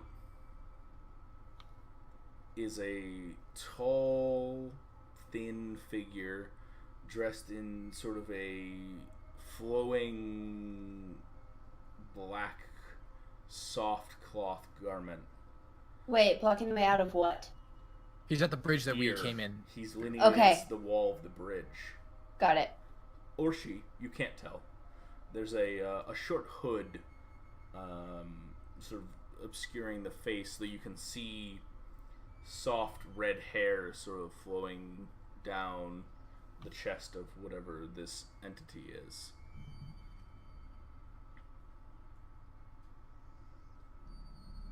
Can they see it too, or just me? Just you. Nobody else has noticed the eyes around you or the entity leaning and waiting for you. How close together are we right now, guys? You guys are all, I would say, within, like, a quick reach. Close enough to be tactical. Alright, so I lean back and whisper to them what I see as quietly as I can, and if they don't... Sir. I'm sorry, you broke up for a second. I look back at the other two and kind of try to tell them what I see quietly, but if they can't hear me, then I make them closer. Okay, I'm sure they can hear you. Does anyone see Luca ahead as well? You catch a quick glimpse of a shine of metal and sort of a flap of a coat. He's at the sort of edge of your vision, but he's not outside of it. Guys, I just realized that we don't quite know exactly what it is that we came here to do. Like, we came with weapons. Are we trying to kill something? What are we trying to do? Yes? You do know what you came to do. This is one of the points of the circle, and We're gonna close it. You are pretty sure that this is the one that was probably tampered with. So your goal was to come in, deal with anything that might be here, and then reestablish the sort of sanctity of the location. So Are we relying on Luca to do that restoring? Yes. Okay, then I do know what we're doing. Okay. That's what I was just realizing is I don't Yes. do Sadly, that aspect. Vi could not make it, so he has to kind of be the one to do that. Okay. And incidentally, after Maya says her thing, I'm gonna sort of like try to turn sideways as I walk a little bit and sort of glimpse back over my shoulder without just completely spinning around. Just sort of make a casual look about me, see if I can see at all what Maya is noticing. And I just kind of say, guys, be careful because they're watching. And I say they because they are. So it should kind of sound creepy. Well, if she says it that way, then I'm actually not going to look, and I'm just gonna say, "Tell me if you need me to do something." Just stay close. Don't get too close to those trees. Another one cuts Scott's arm. Fuck! Not cut's a strong word. It's more like scrape. Fuck! It's more like fingernails reaching out from the dark. Ooh. Fuck. As you all... I hold my vein body pillow close. No, sorry. Anyways. As you all take a final sort of step and the path begins to widen into a glade, if that's the word that could be used. The earth is dark and brown. And there's a flat table-like altar in the middle of it, sort of gently glistening with frost. With what? Frost. Because it's winter? It is winter.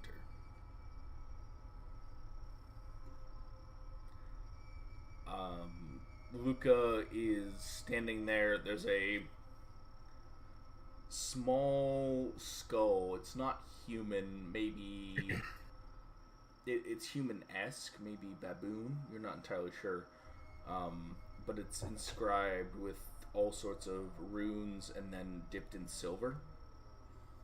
And he's laying out some articles and looking to begin some sort of kind of ritual.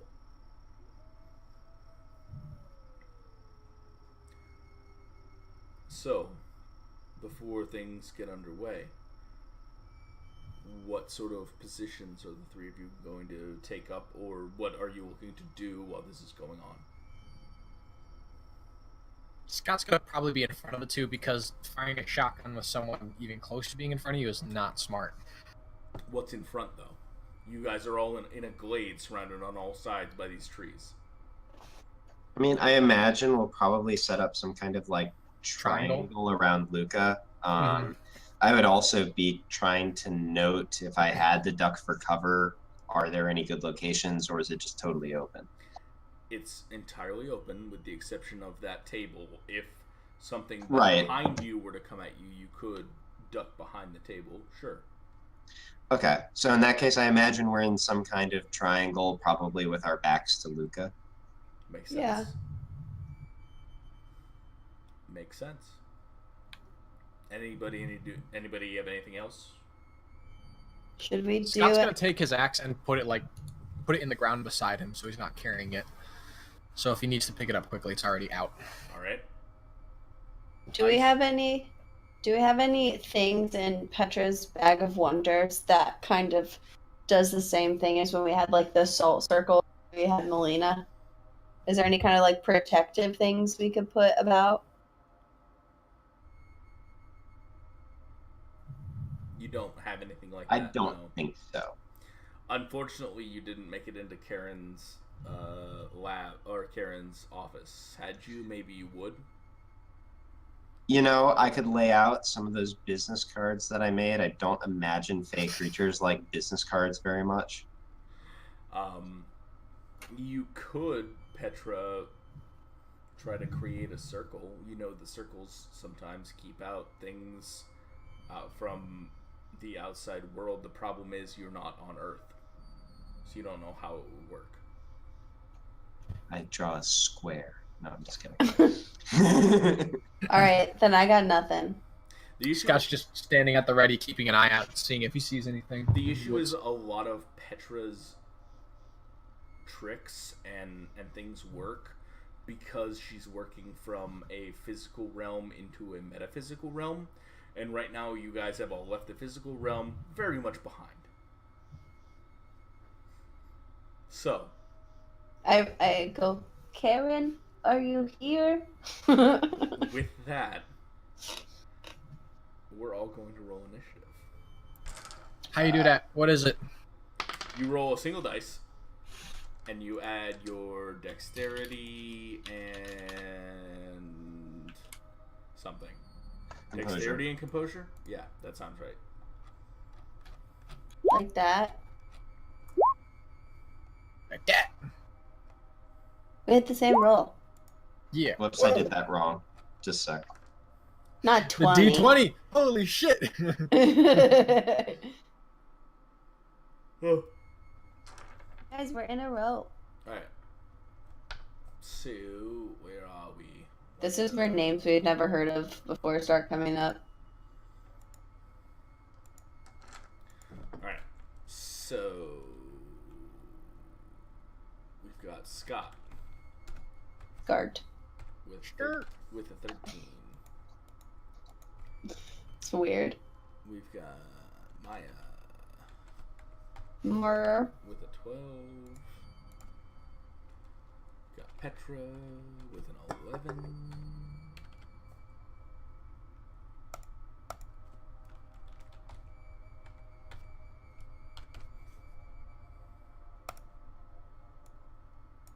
Nope, no names yet.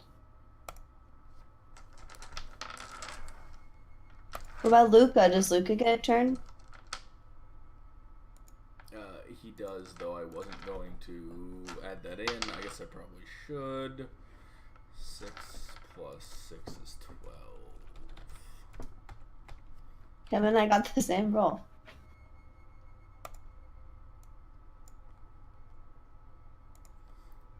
He probably has a higher dexterity than you, so he probably goes before you. What's your dexterity, Maya? 2. Yeah, he has a higher dexterity than you. Alright. So when this is over, we'll remember it. Yeah, I get it.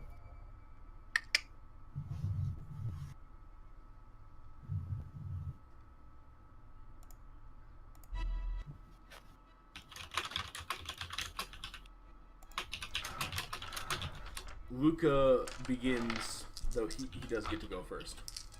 Luca begins going into things. Yeah, he would add willpower into this.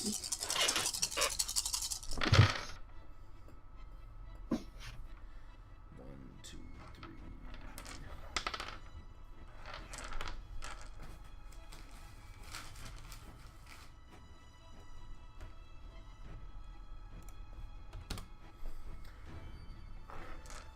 He begins into the ritual, and as soon as he does, you all feel the air crisp, and frost begins to crawl across the black ground.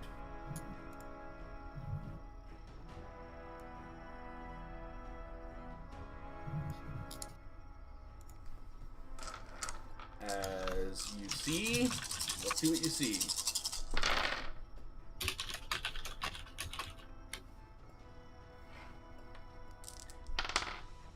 You see nothing. Scarp.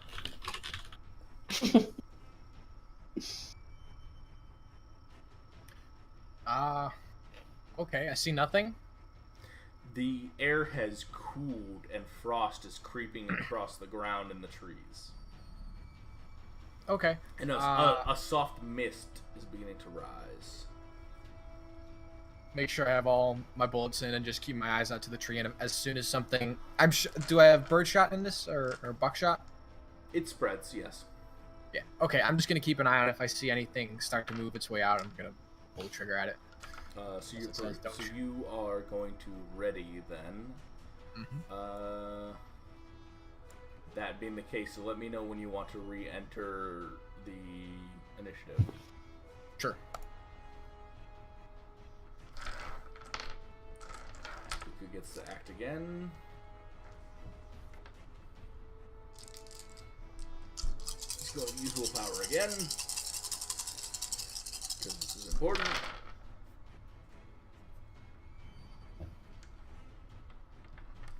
Damn. We're not even gonna have to wait. Maia. I don't see anything different.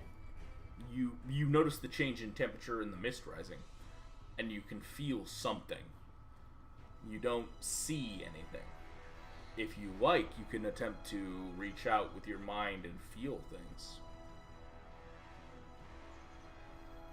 I'm not ready for that yet. Not with Faye. Yeah, I feel like I just, bolster myself and make sure I have my weapons ready. And just try to keep a close eye out. Alright, let me know when you wish to take your action as well. Petra? I don't think there's much else I can do either. I'm not aware of any. I mean, what I did doesn't give me any extra special perception, does it? It does not, no. You Yeah. all, I will remind you, do have... Oh, yeah, no. I was about to actually mention that. You all do have fake goop. Yeah. Do we? I didn't know that. I'm going to use that. Okay, you put it on. You put it on, and you see all of a sudden large, ungainly looking white furred creatures, sort of quadrupedal but almost not, with these yellow eyes and yellowed fangs slowly creeping in from the woods.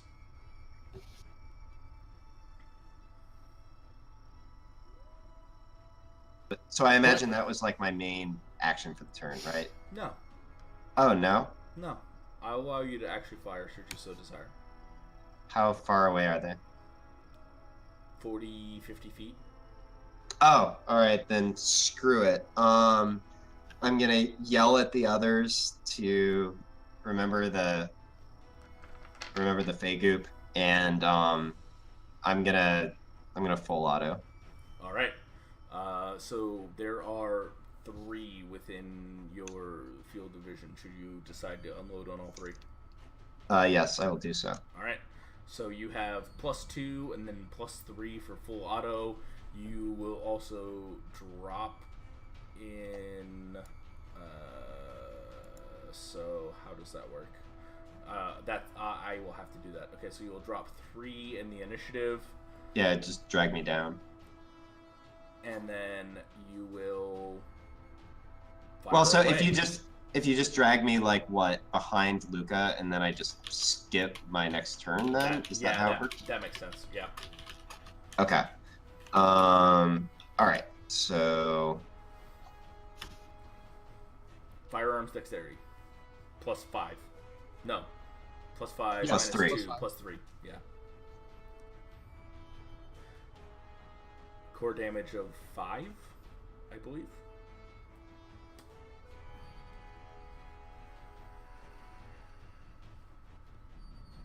okay, I'm looking at this really quickly before I roll it, just to make sure I got it right. So I normally have 7 for Dex plus firearms. I add 3 to that, so it's 10, and I get 3 attempts on that. Right? No. You just flat roll it and applies to all 3. Oh, got it. All right. Well, you know what? I am actually going to risk willpower as well. Go ahead. That means you get an exceptional success on. Holy crap, that was a bad roll for that. Holy shit, that's a bad roll. Okay. 13 dice. But still. I still get my willpower point. Yikes. Yeah, you do get your willpower point back. Damn, that's wow. So you spray across the 3 of them. You see this weird, too pale, sort of pinkish bloods fly off and sort of flicker in the light. They all howl and sort of take a couple of quick steps back. Can me and Maia throw the goop on our eyes now? Because we had... Yes, you can now re-enter your initiative. Scott first, and then Maia. So, Scott, you goop. You see these creatures coming in towards you. You see 3 in front of you.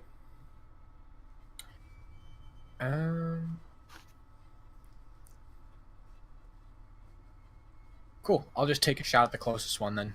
All right. Firearms, dexterity should be +4. Just 2. No, +2 on top of typical firearm, whatever your standard firearms were. I only have 1 firearms. Yeah, but you had a gun, right? That also added to your...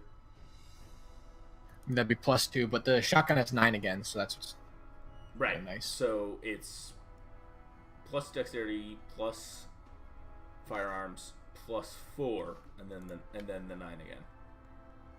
All right. The additional +2 is for the ammo. Oh, gotcha.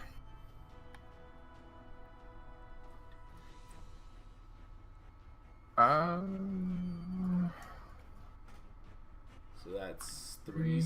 That's 4 successes. Nice. Did you? Oh, and you only fired at 1, right? Yeah, just the closest one.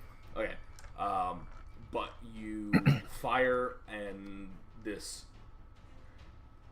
crystalline, opalescent, pinkish blood flies, and the creature stumbles and trips.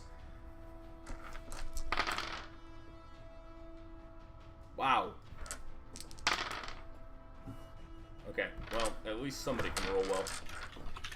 One of the others immediately jumps on its wounded comrade and starts tearing it apart. Maia, Yes. you see 3 of these sort of Wolverine-esque, white-furred, semi-humanoid creatures crawling towards you. Hot. You know, I got 2 shots, right? You got 2 shots. I take my 2 shots, but I gotta pick. Are they all equally coming at me? There is one sort of a little bit forward from the other two. Is that the one in the middle or the one on the right or the left? And the one in the middle. They're in triangle formation. So I go for the one in the middle and the right. All right. Make your roll. And what I do? Dexterity firearms. Okay. And then it should be +4. +4 after the roll, or +4 to the roll. Firearms +4 to the roll. Okay. Oi. So you hit. That's a thing. You have a second shot. Where are you putting the second one? Oh, I'm going for the one on the right. That was the first one. Yep. The one in the middle. Oh, Nice. You hit him good. All right.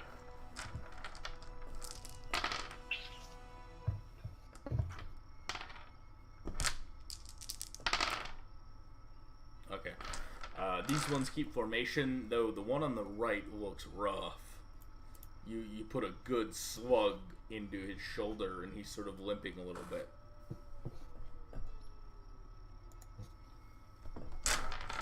Alright, so they are all going to do a thing, because they don't know that you have magic. They succeed. Nothing happens. They begin to creep closer towards you. They think they're invisible.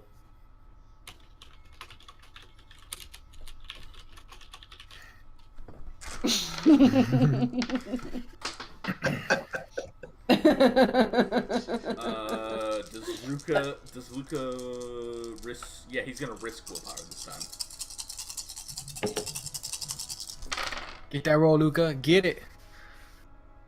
Oh, Come get whores with shit. us. Does he have no successes? If he has no successes and he risked willpower, it's an automatic dramatic failure. I know. Oh no. I'm well aware. Oh no.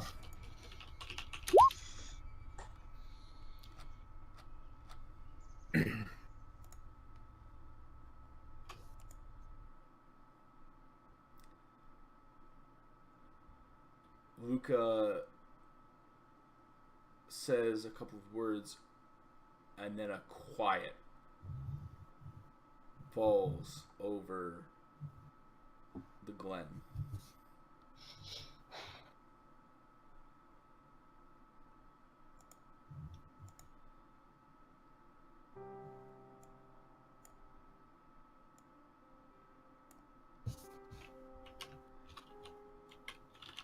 The wolves freeze, literally almost.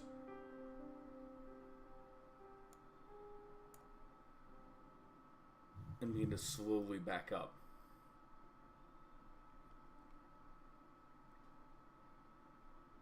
You all hear a strangled gasp and turn as a naked woman with flowing black hair and frost dripping off the tips of her hair and elbows and fingernails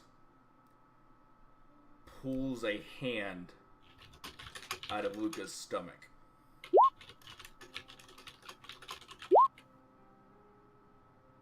And he drops to his knees. Oh fuck. She takes up one of the fingers and tastes it. Flings a little bit of blood across the circle, and the entire glade freezes in ice. And you all feel this tension that was sort of clinging at the back of your neck drop.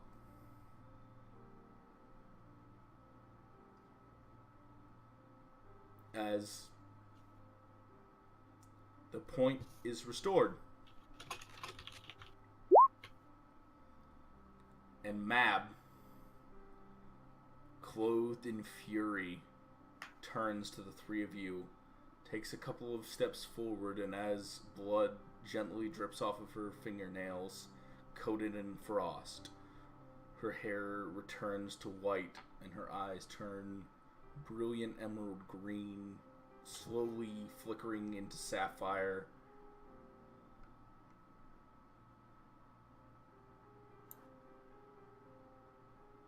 Go. Your job here is done.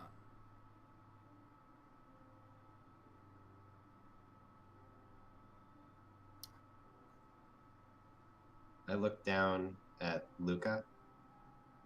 Do we take him? She smirks. Not yet.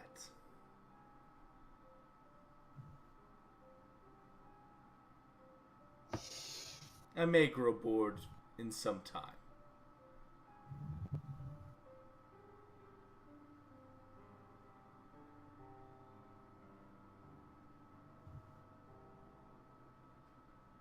Scott's like looking between the two. He's like, I don't know what the fuck's going on. What the fuck's going on?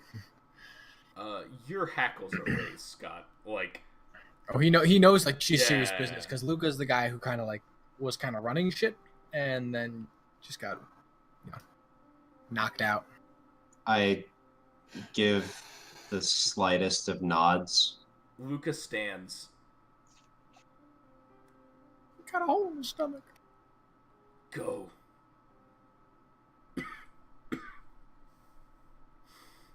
I'll be fine. When Lucas says go, we go. I'm coming to get you. You turn and walk as the witchiest cackle you have ever heard.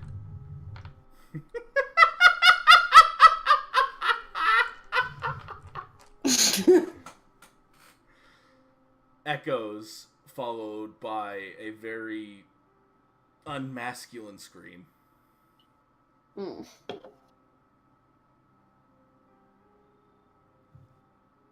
You return back a mirrored, glassy, frozen hallway to the bridge where a figure stands,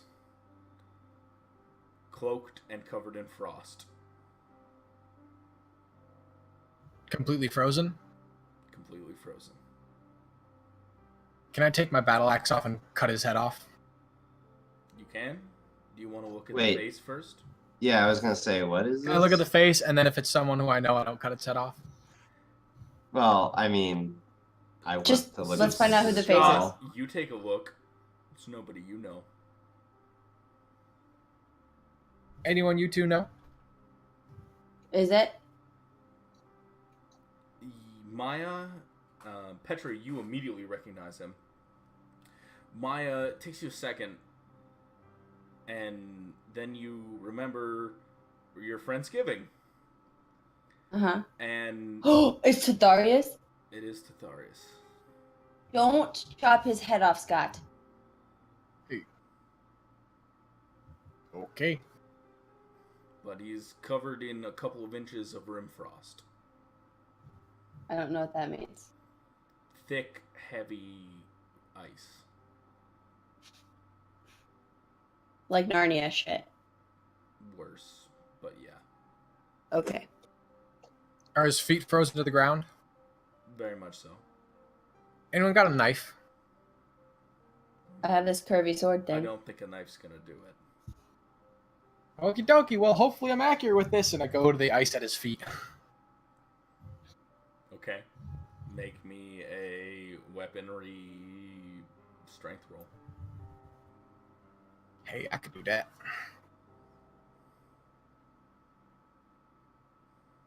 I'm going to risk willpower with this because I don't want to hurt my friends. Yeah. You slam, well, you carefully chip against the ice, and as it quickly becomes clear that it's not going to go anywhere quickly, you begin to chip a little harder and a little harder. And in anger, you lash out and slam the blade into the ice, and it shatters. Below his feet? The blade shatters, not the ice. Fuck, I like that axe. That was actually the Chris, but sure. The what? The dagger that Maia was carrying. Oh. Fuck, I like that. Me too. You All right. all have your fairy specs on, so you notice a circle of light beginning to slowly shrink on the wall. Guys, we gotta get out of here. Fuck.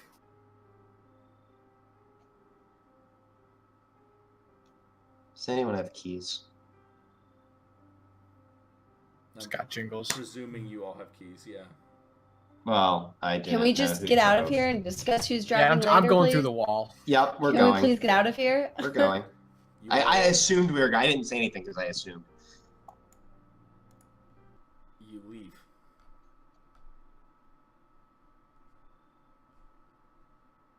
You step out through the wall, back into the real world, and the sun is rising.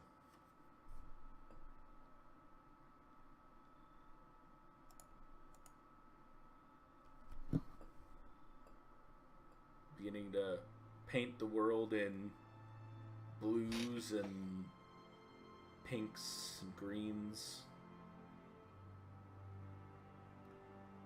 And you turn back and look at the wall, and there's a very small snowflake etched into one of the bricks that you now notice.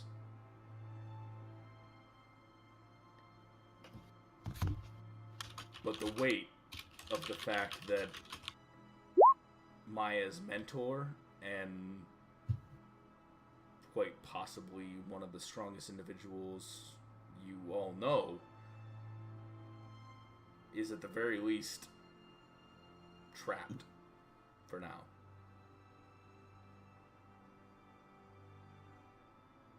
Well, we've got a name. You have a name for something.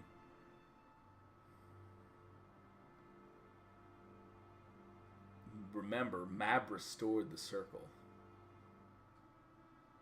And as a matter of fact, you can all feel the thrum of power behind you and see a wall almost of this Aurora Borealis-like light sort of cascade out in a circle from the bridge. The circle is restored. I wiped the goop off. But at what price? And that's where we'll call it.